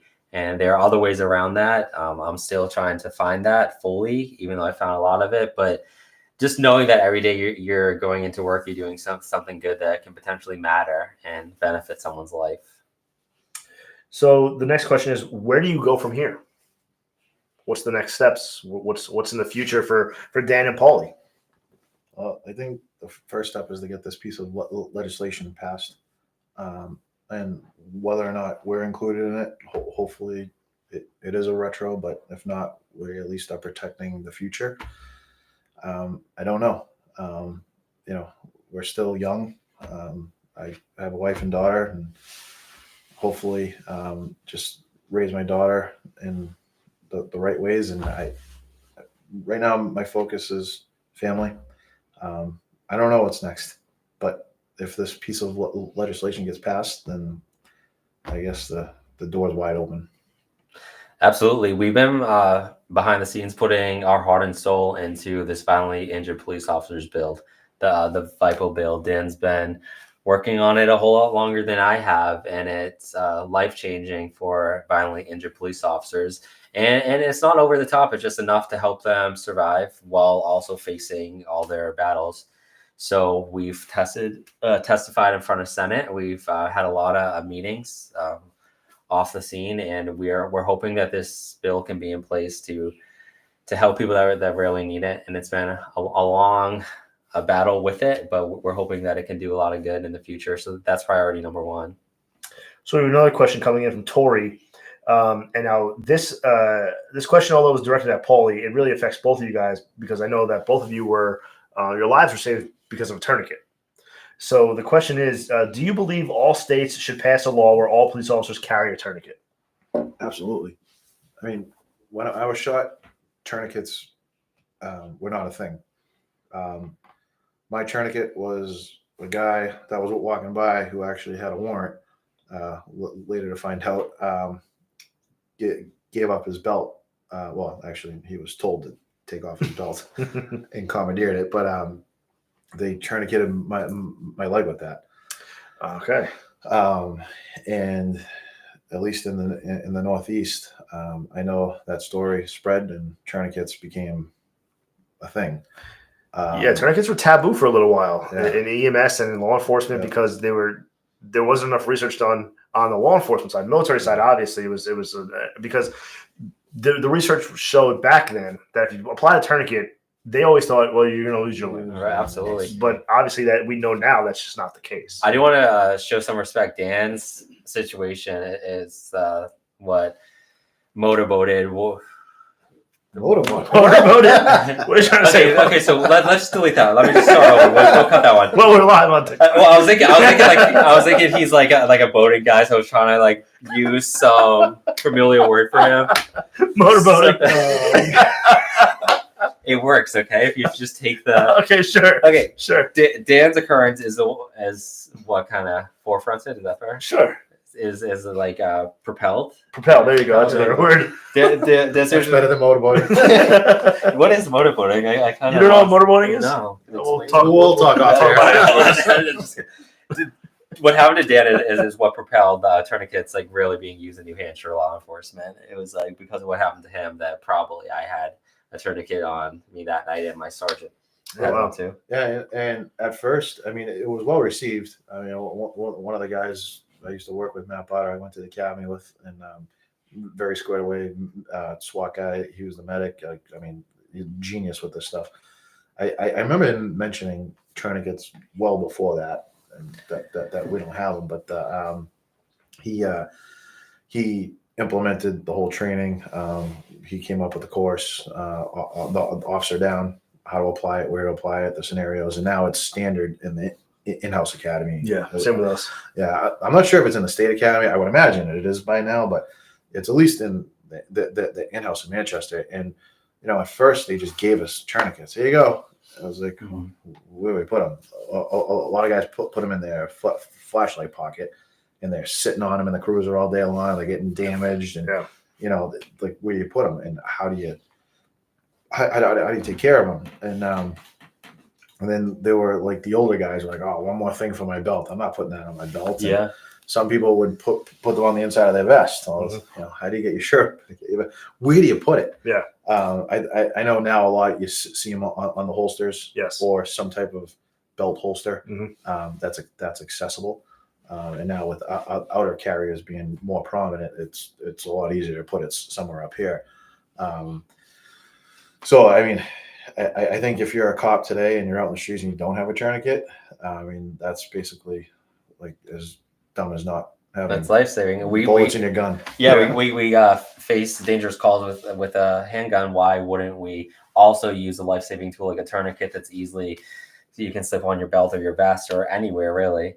And I will say, speaking to the time, how long a tourniquet can be on, I don't know the exact number, but I do know 4 hours.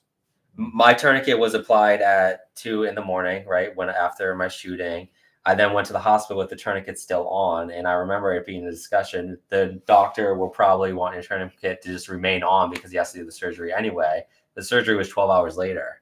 So if we're talking about 12 hours later plus surgery time, like we're going over the 12-hour mark that my tourniquet was applied and left on for.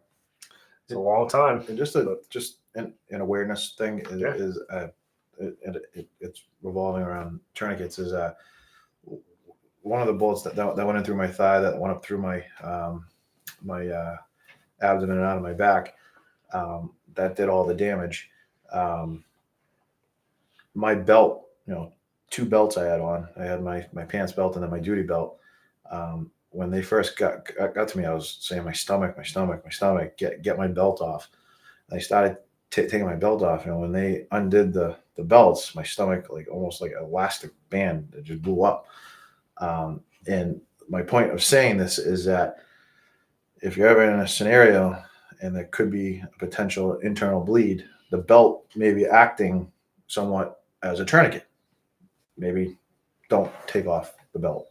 Yeah, same thing goes. Joe's was a medic. I was an EMT for a long time.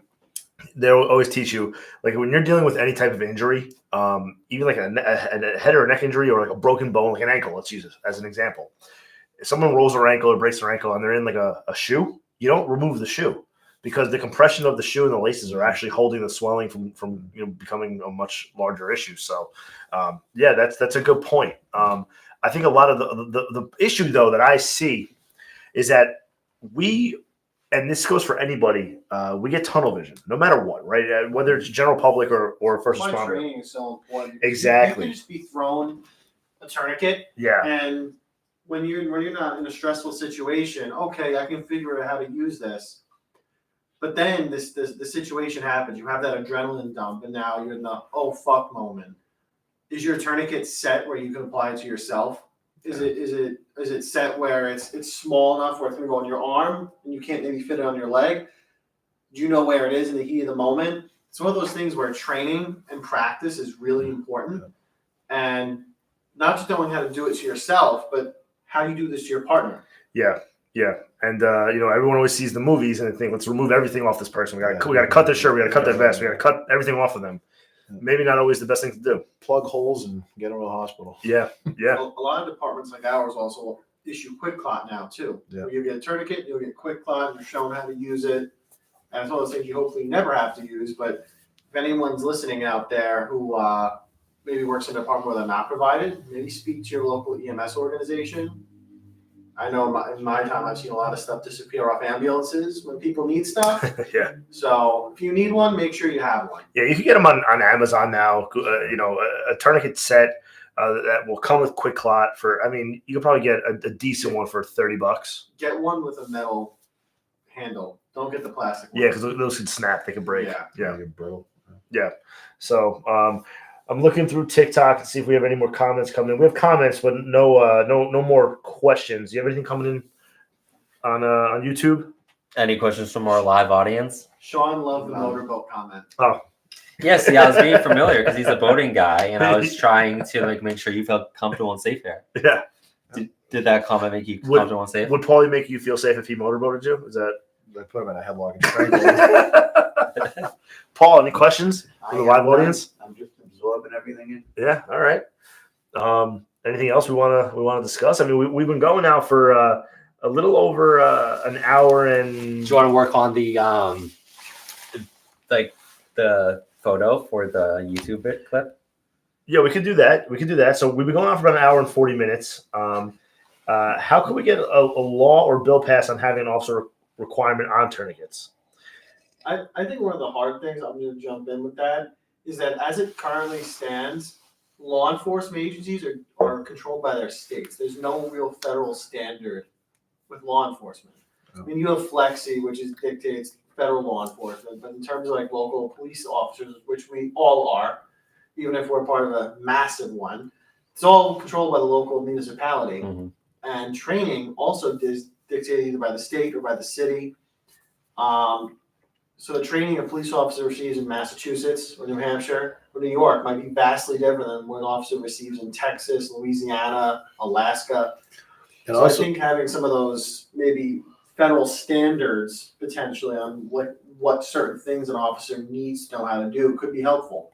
and I think some liability may come into play there too, because I mean, me personally, that tourniquet is for me and one of my brothers or sisters that goes down.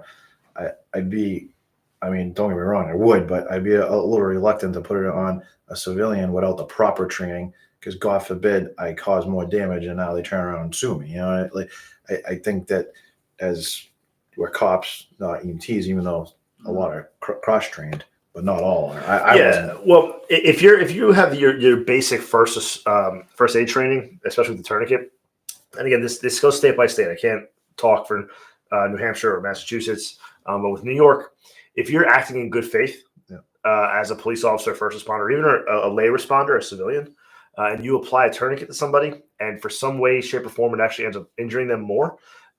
Typically, you would not be found liable. They can try to sue you for anything they want. People can sue anybody for anything. Yeah. But would they actually be found liable in court? Most likely not, because you are acting in good faith. Same thing goes for CPR. Everyone says, well, they're nervous to do CPR because they might break a rib. That's doing it right. You're gonna break it. Right. And a lot of times when you hear that crunching and popping, and we're getting very off topic now, but that's not you actually even breaking a rib. You're actually just crushing the cartilage. It just sounds and feels like you're breaking a rib. But again, if you do CPR on somebody who doesn't actually need CPR, but you think they do and you're acting in good faith, you will be covered. There's actually someone right now suing a cop for resuscitating him with CPR for breaking his rib, and the judge is laughing it out of the courtroom. Yeah, it's crazy, but anyone's going to try. So especially when people see that you represent the government, they're going to try to sue you because that's where the money comes from, right? So Sean actually has a question he submitted. What's the single most important thing you can say when you recognize that a cop's in crisis? If you recognize a cop that's in crisis, as a fellow officer, even as a retired officer, you still interact with cops on a daily basis. If you see someone struggling, what should you tell them? Or what should you do? Struggling mentally or physically? He says in crisis. I would assume mentally is what he's referring to. The first thing I would say to them is you're most certainly not alone. You're not the first one to go down this road. And help is here. And it's okay not to be okay. Let's get you right. And follow up. Take them under the wing. And don't let time let the situation go stale. You know, because the sooner you nip it, the better off you're going to be. I mean, I guess to sum that up is take it serious and advocate and steer them into the direction they need. For me, to answer the same question, well, what works for me, and I imagine has to work for others, is simply coming down to that you are cared for. Because words, in the end, for me at least, become irrelevant. What I think of is, why am I doing every battle? Why am I fighting every fight? If I didn't feel cared about, it'd be like, what am I working so hard for? So being there for a person, being like, man, like everything you're battling through right now, I care that you're here. People care that you're here. Keep fighting because you matter. That's what it comes down to for me. It's a simple thought of being cared for.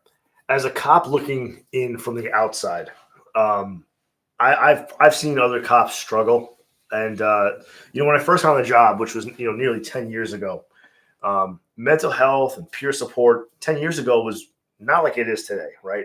And a lot of times, cops will tell you, don't say anything to anybody because you're gonna get yourself jammed up, or you can get somebody else jammed up. You're gonna get their gun taken away. Their badge is gonna get taken away. They're not gonna have a livelihood anymore. And it was shunned upon to even really speak about mental health in general.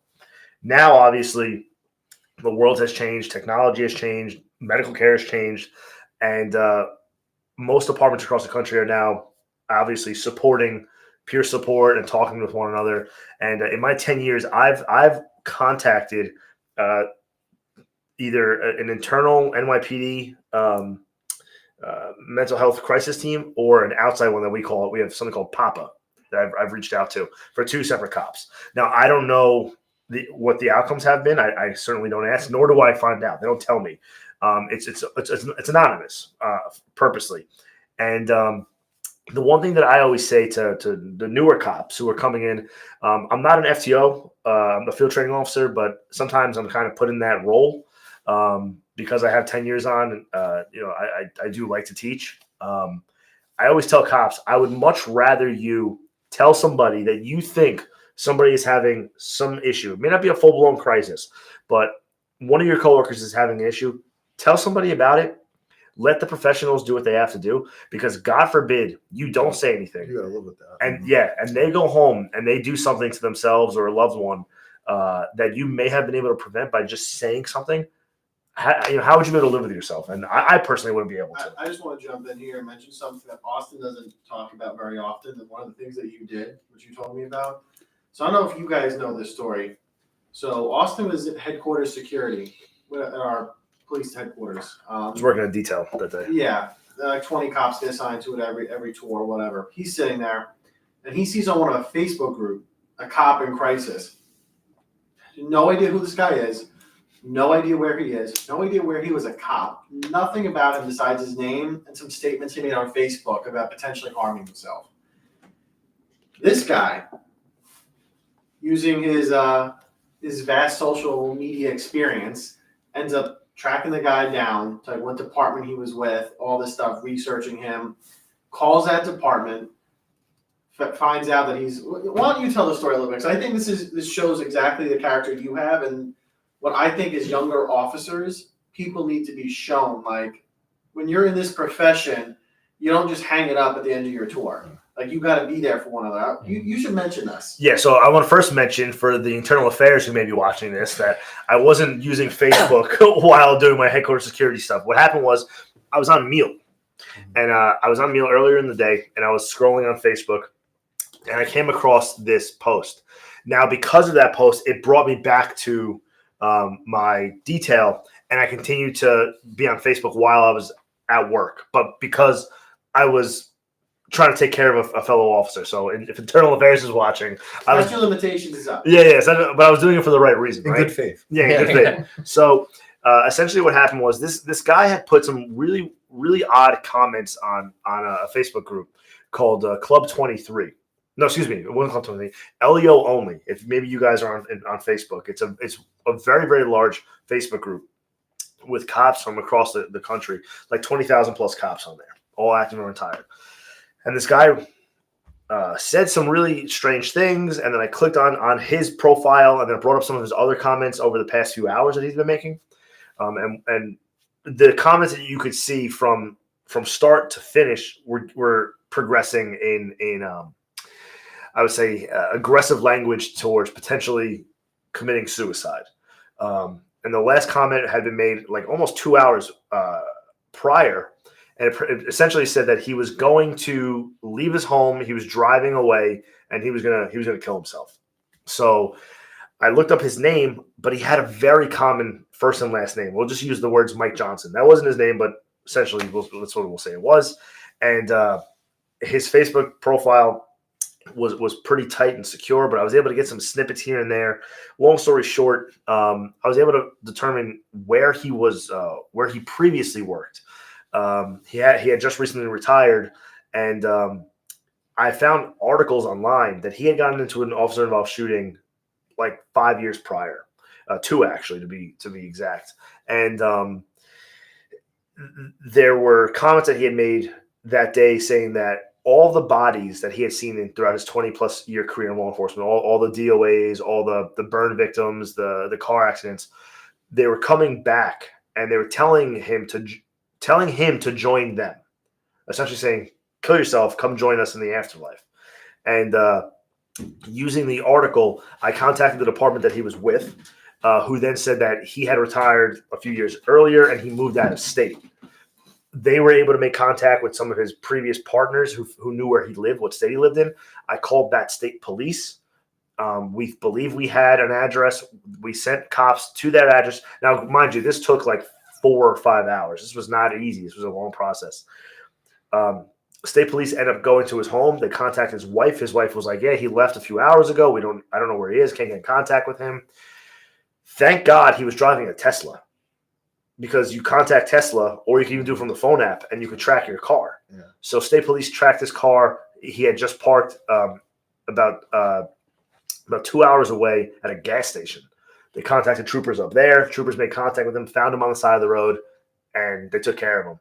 His wife ended up actually calling me later that night to thank me for everything that I was able to do. Awesome. Now, I didn't do too much. I just got the ball in motion, made some phone calls, and the troopers and everybody else did what they had to do. Yeah, but what's scary is how many cops saw that, and you're Well, there were a lot of people commenting, but all the comments said were bump, meaning like the way the algorithms work. If people comment, it gets pushed up, and more people see the thread.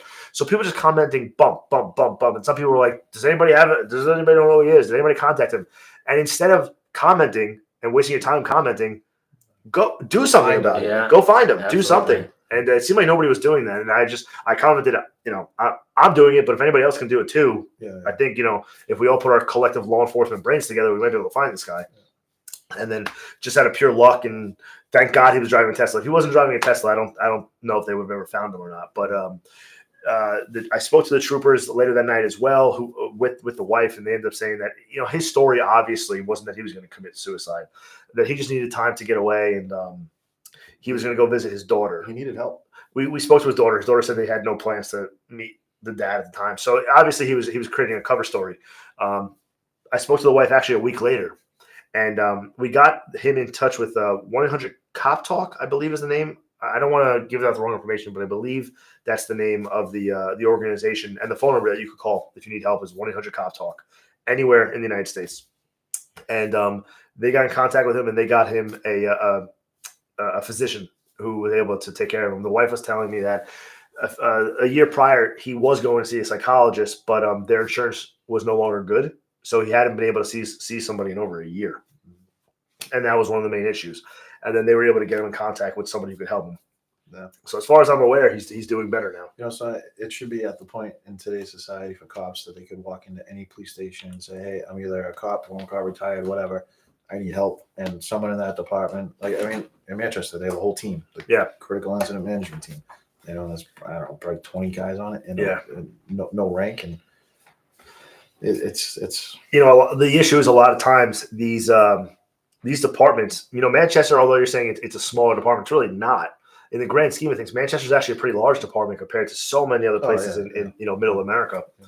A lot of these departments only have 5 cops, 4 cops. The one cop is also the chief type of thing. So they don't have the resources, and they don't know where to turn or where to look. Yeah. And it's organizations like ours that obviously we're not by any means clinicians or professionals when it comes to mental health, but we at least know who is, and we can help get that person to the right thing. So all it takes, if you're somebody who may be struggling internally, you don't even have to be a first responder, just somebody in general, reach out to somebody. Do it on social media if you have to. And I know that takes a lot of guts, takes a lot of internal strength, but do it, because there are people out there who want to help you. For sure.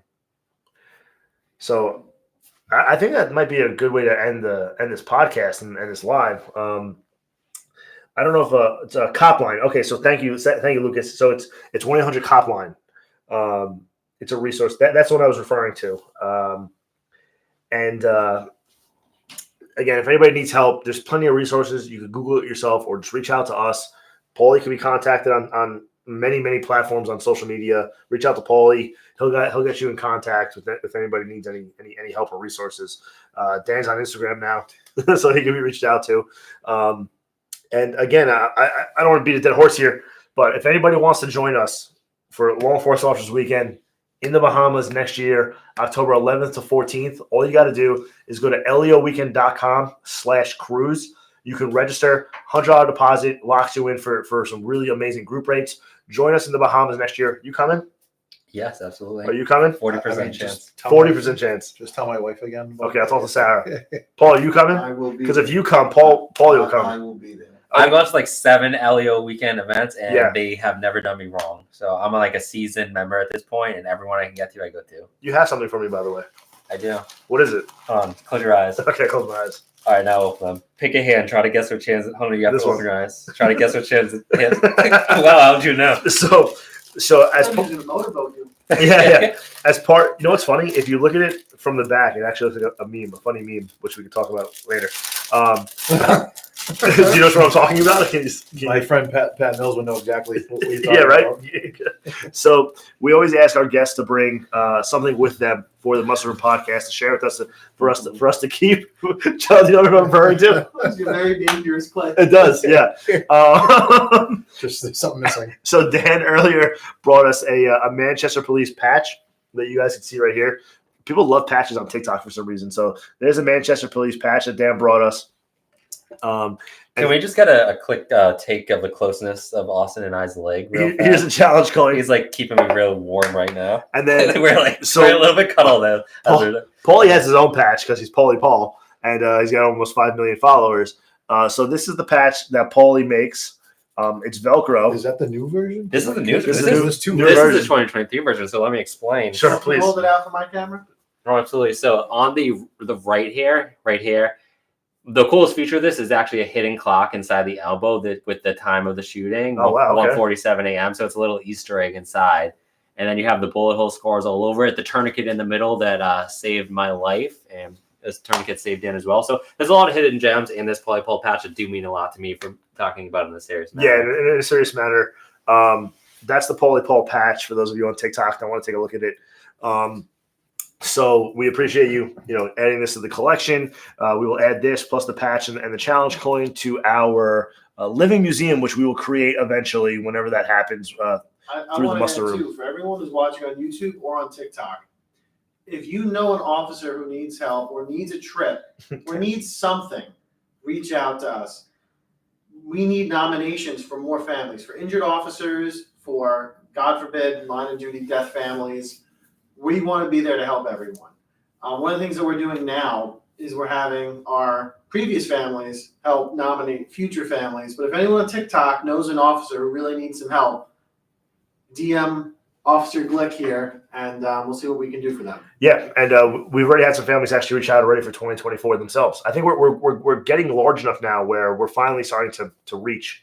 And I've had 2 families reach out about the 2024 cruise. So And what it comes down to, it's not just the experience great.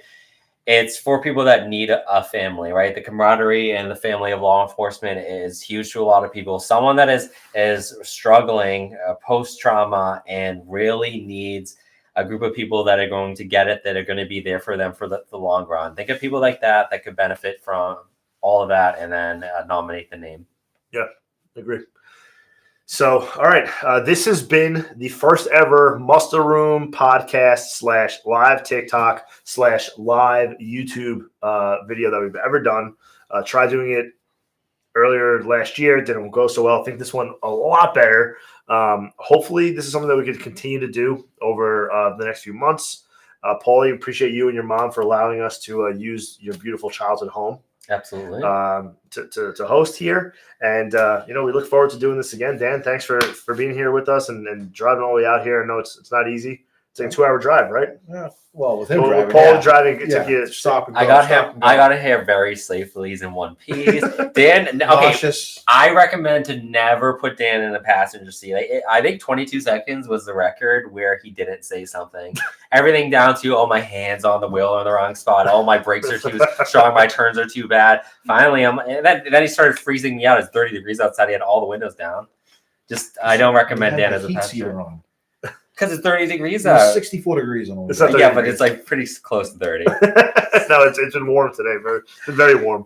But we got to get you on a yacht Yes. for. Real weekend yacht. Yeah, I actually know the perfect person. Okay, let's make it happen. 74-foot Sunseeker. A yacht fest? No, I don't know what that means, but let's do it. yeah, That'd be great. gorgeous. That's great. All right, so this has been another episode of the Muster Room podcast. Wait. Wait, what? What? I was getting like separation anxiety, so I didn't want it to end. You want to keep going? No. Okay. Okay. I just need like more of notice. Okay. You ready? We're Okay, gonna end now. I'm ready Does that now, work? yeah. Dan, we can end now. Good. Okay. As long as Paulie is. All right, Paul, we can end. Joe, we get to end. Only Paulie's good. Paul, we'll go back to you. You're okay? I'm good. What are you drinking in there, by the way? I think people want to I know. don't know. So it's actually it's ice. What do you mean it's ice? No, it's not ice, but it's called. I think it's grab the bottle, Joe. Oh no! When you order something at a restaurant, can I have a glass of iceless water? I Is that do what you say said? I do Iceless say water? I do say You that. just want water? Mhm. All right. See, look, it's ice. I think. Yeah, it's ice. Spark. What flavor are we drinking? Fruit punch. No, it's peach. Mine's peach. Oh, okay. So you're drinking iced peach. So shout out to them if they want to sponsor us. That'd be great. We do need sponsors. Yeah, we do. We could use some sponsors. So anyway, another episode of the Mustard Room Podcast. We appreciate all of you guys for listening, for watching, and for those of you that are watching live, for commenting. So thank you guys for your support, and we will see you again soon. And we are done. Let's end this TikTok. Got a pee so bad. Confirm you're done.